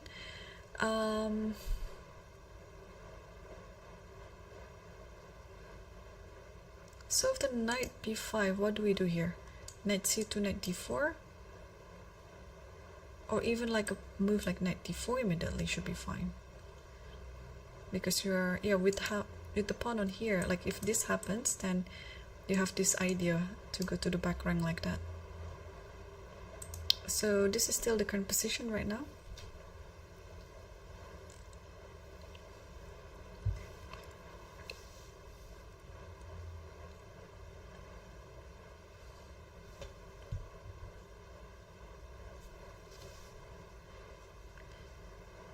And Murzin has 3 minutes, Aravin has about 2 minutes. And what did he just do? He played c4. Oh, interesting. Yeah, he actually offered this trade of the IQP, but having the pawn on b6, it gives an additional pressure to the b7 square. So if this happens, takes and takes, and now maybe black is a bit worse here in this position, because also the knight will come to e5, this bishop will be operating. Oh, not to mention that maybe it's time for the rook to move to e7.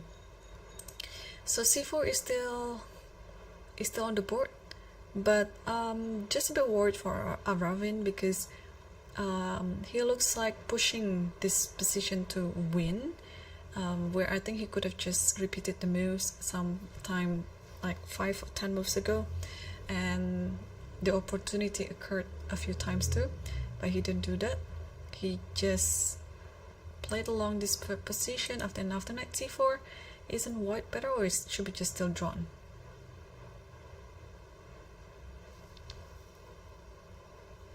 Oh, I only have an update of the result between Fokidov versus Hans, but not the game, because I don't think this is the position.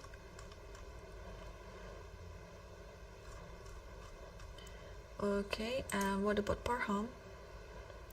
So, alright. As long as white still has this bishop, white should be okay, not losing, because I'm a bit worried of these two pawns. So king e7 is on the board. Wait, isn't this just tricky? So I thought this might happen, because after this, and then you can just grab the rook like this.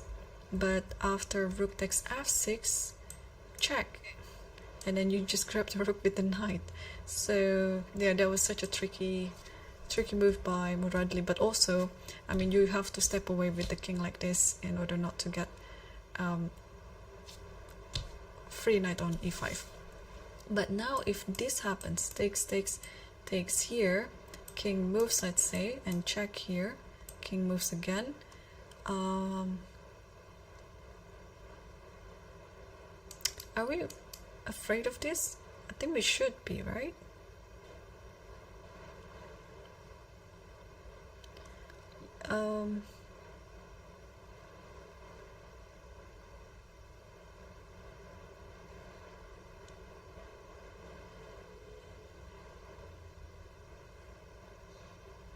Yeah, I mean, or maybe just here.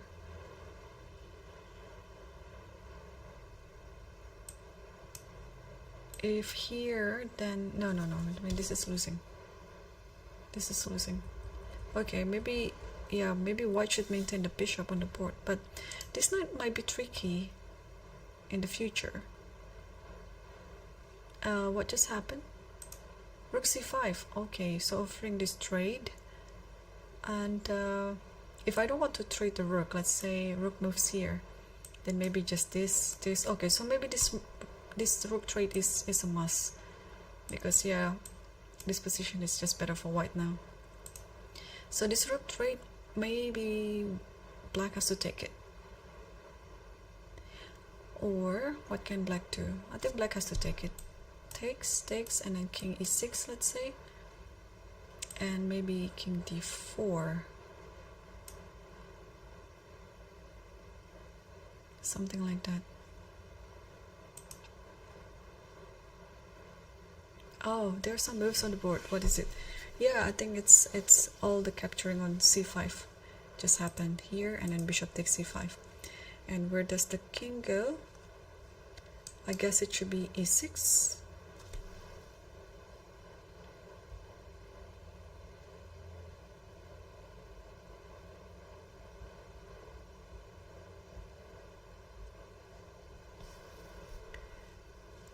Still not moving yet, Muradli. I don't know the time situation, but let's move back to board 4 between Muruzin versus Aravin.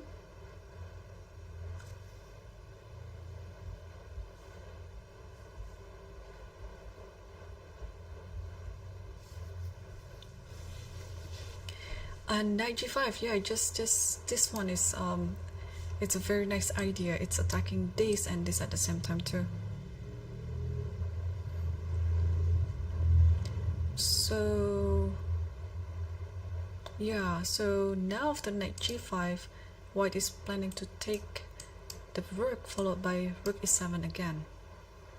So maybe it's best to move this rook to this side, so that when it happens, this rook will be here. But though it means there is this knight. Okay, knight b5, not knight d5, rook e7, so it's fine. And yes, Aravin just played rook hd8, and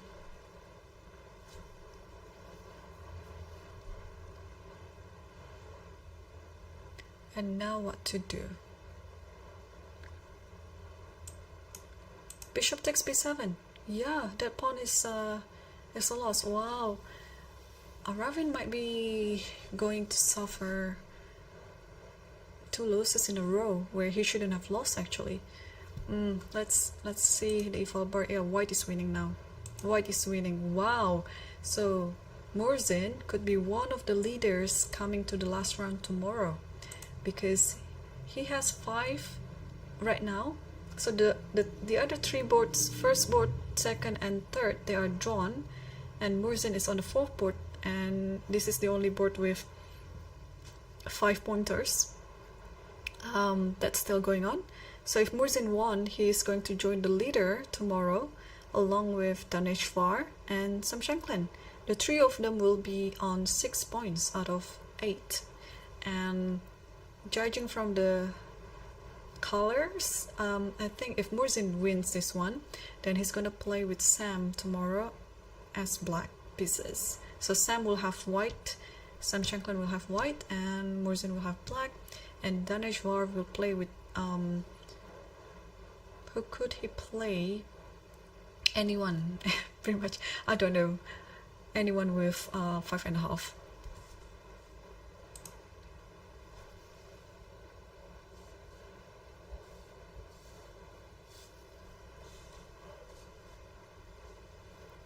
Okay, so bishop takes b7 here.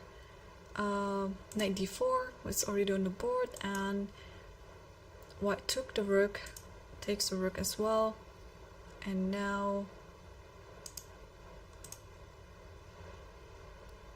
what to do, because this pawn is a very strong pass pawn, and how to use it. Wait, is this, do we have this? Do we have bishop c8? But maybe rook d8, yeah? But after rook d8, it would just b7. Right? Yeah, bishop c8 is over on the board, b7, and if you take this one, then queen.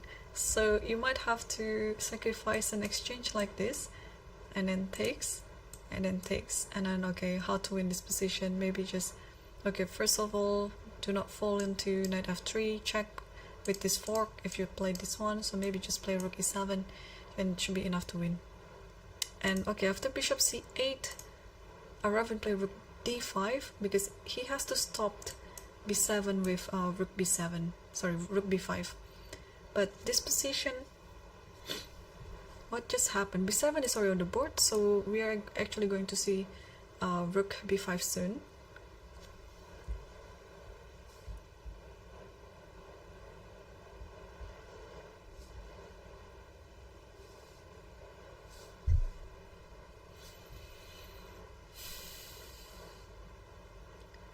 And yeah, rook b5 is on the board, and now we don't have anything. I mean, we shouldn't do anything like that. Oh, I was about to say it and I said it, but Murzin took the bishop, so maybe after this there is this just rook e4 and you win a piece up. Wow, this is calling for some resignation soon, I'm afraid. Yeah, so this position is already on the board. Let me see if I can update the camera.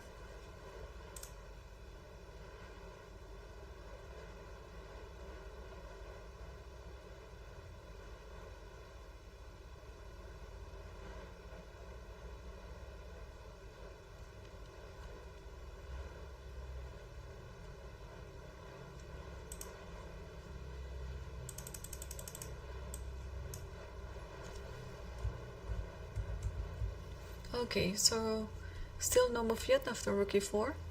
Yeah, what can you do in this position? Like, if you take the pawn, yeah, white will grab one of the knights. Maybe this knight actually is better knight.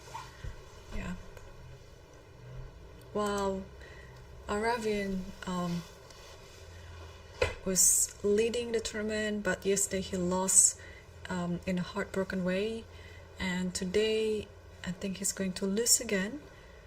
So he's going to suffer 2 losses in a row where he shouldn't have lost in both games. So, and therefore Murzin will be among the leaders coming to the last round tomorrow. And yeah, we have a result on the board. and it's been confirmed. Murzin won the game, and the three of them, Volodar Murzin, Daneshvar Bardia, and Sam Shankland, will lead the tournament before the last round with 6 out of 8. And what about this game? So, alright, who is playing for a win here? Knight d3.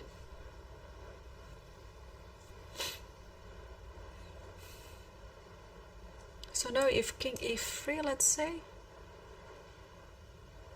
how to, maybe just king f7, yeah? You cannot move, yeah, you cannot move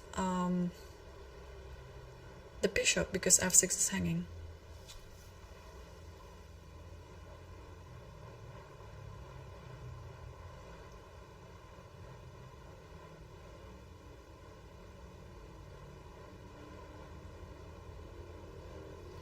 Okay, so knight d3 is still on the board, and Parham is still thinking where to move the king.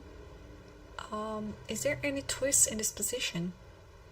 Oh yeah, if king here, there might be this, and his, okay, this some calculation.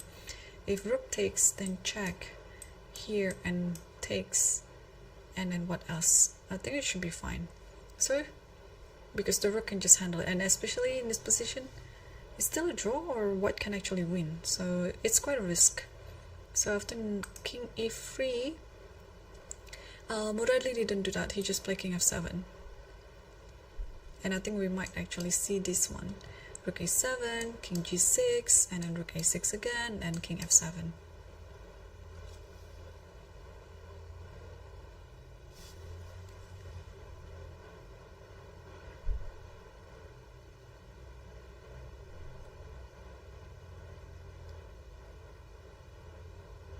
Yeah, we are so close to finishing the 4th hour of the game, and there are already so many games finished, and we're just going to wait for Parham to move.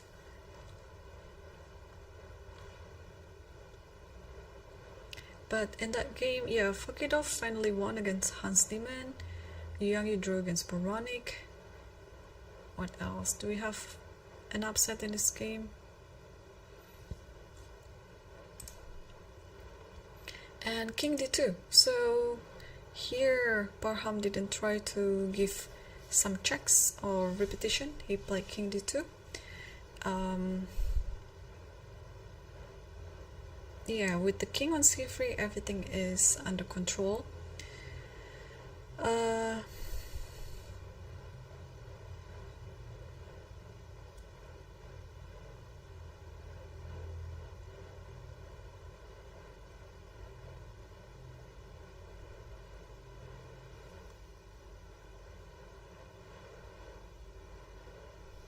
Yeah, so maybe here black can play a move like knight f4, and then even this position after knight a5 is still pretty much a draw. But yeah, you don't need to offer the trade like that. And yeah, Redley just played knight f4, attacking the pawn.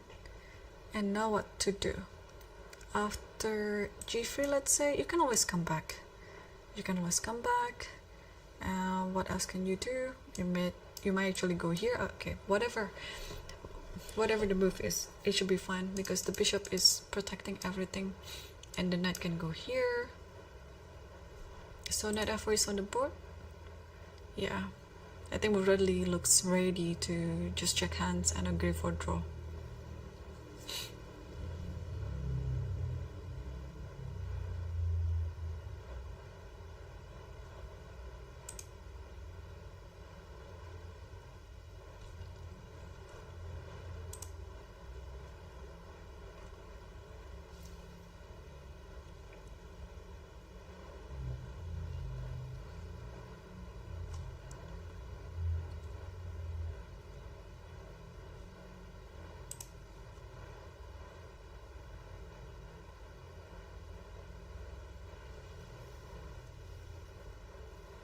And he's about to move it. g3 is on the board. So now where does the knight go?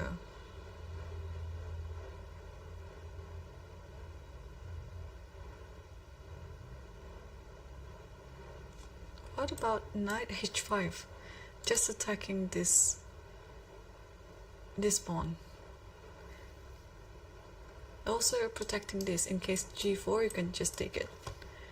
So now if white tries to protect it by playing bishop f2,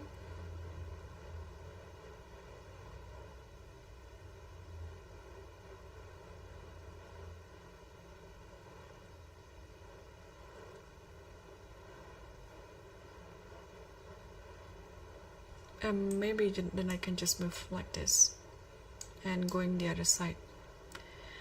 Well, he's gonna move something. Oh, he's just gonna go back to d3. Yeah, you don't have to force anything in this position. You just pretty much waste the tempo. And also maybe now knight f4 is no longer possible. Maybe now we can try knight b4 and back again to d3. Yeah, you don't have to do anything. And what just happened after knight d3? Rook b6. So now the knight cannot go to b4. But I guess in that is the case,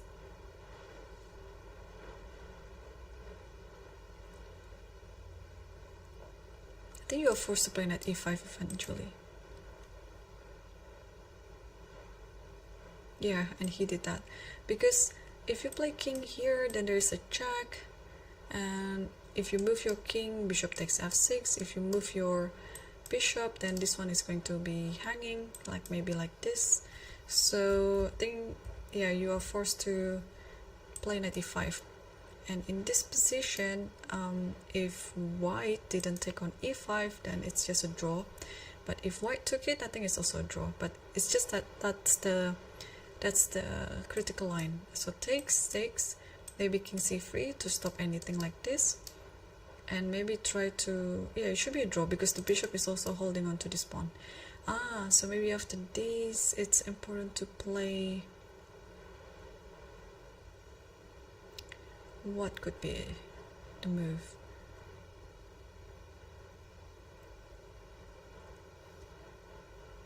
Yeah, I think white should take it and then go for this line. Because whenever the king goes here, then g4 and g5, and making it as a decoy, and then the rook will try to take this pawn. But Parham didn't do that. He did king e3. Wait, king e3? What if I play c3 in this position?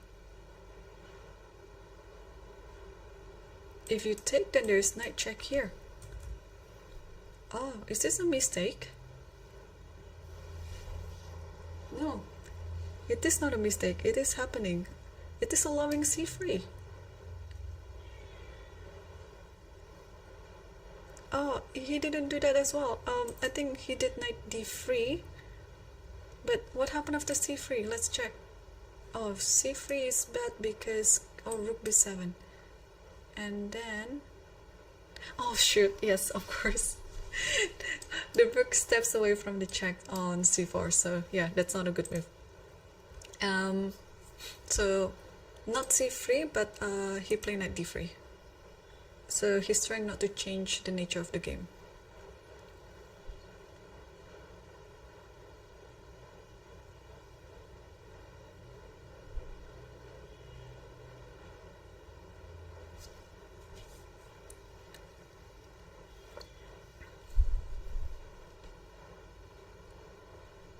Okay, yeah, I think Parham has to think hard if he wants to push for a win, because the current situation is he is actually better. So what does the computer suggest?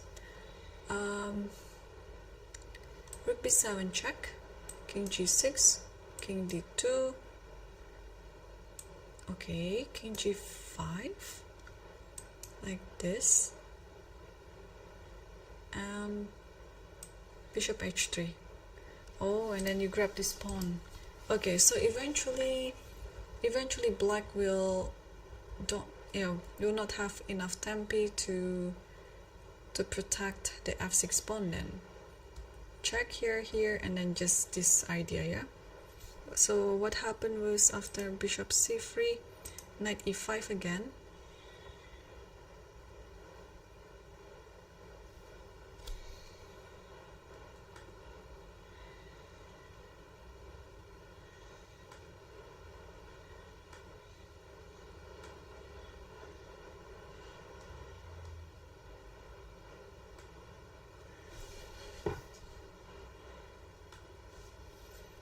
Okay, and king d4, so he's trying this way now. And okay, the computer suggested king here, because if knight goes d3, I think king e3 again. So where's the improvement on the position then?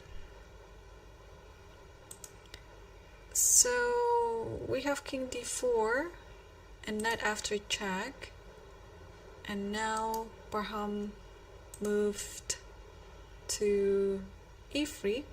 And what about knight d5 again? Okay, they're playing on increment right now, so they're trying to gain as many seconds as they can.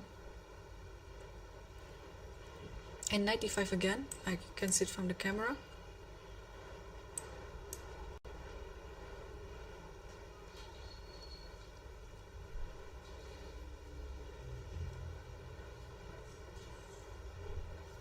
Rook b7 check.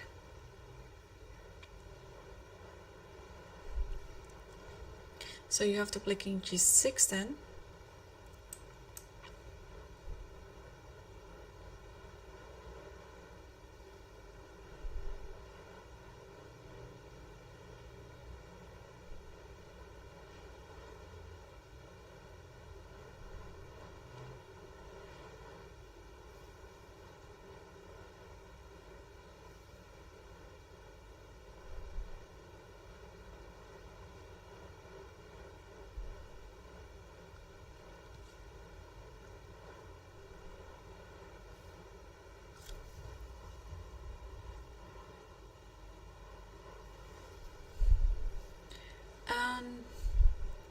Yeah, the king has moved to g6, and now what will Parham do? He's moved rook b5. Okay, trying to attack this knight, and if this knight moves, let's say it moves to d3.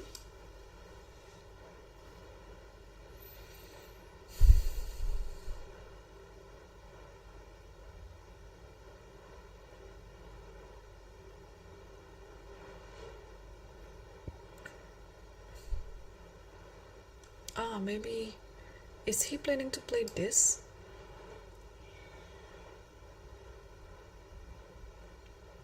Maybe, yeah. Or, okay, rook b6, king f6, or king f7, and I just don't understand. Even though the computer says that it's better for white, but all this maneuver, I don't understand this. So, knight d3, and then, okay.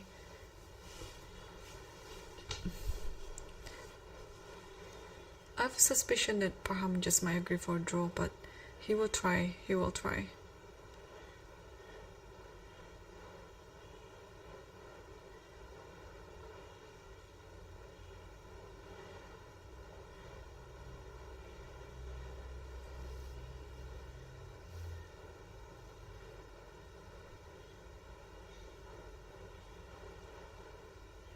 And he's about to move something there.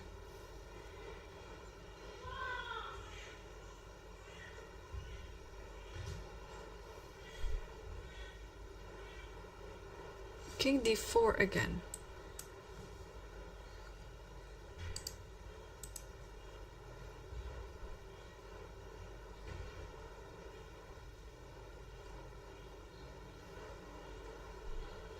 K d4, king f7.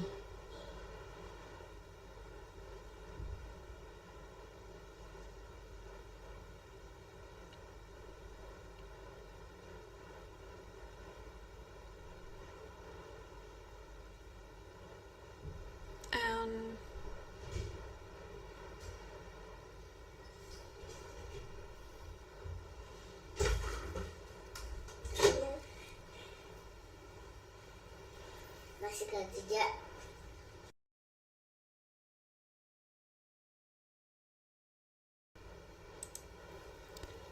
And what is that? Rook b6? King f7, rook b6.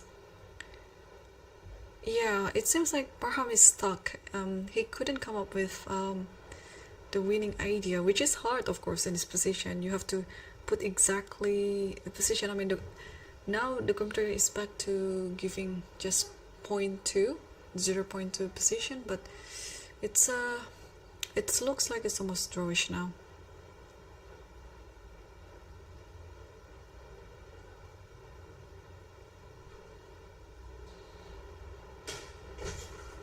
So it's well, the arbiter just gives another score sheet, and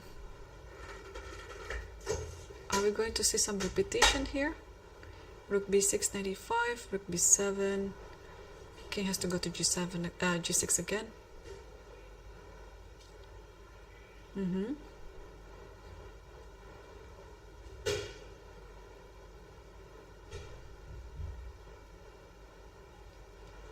King c5. Now he's pushing it. Yeah, he's trying to win this. Okay, so if knight d3 check, looks like it's the normal move to make, and after this, bishop f7.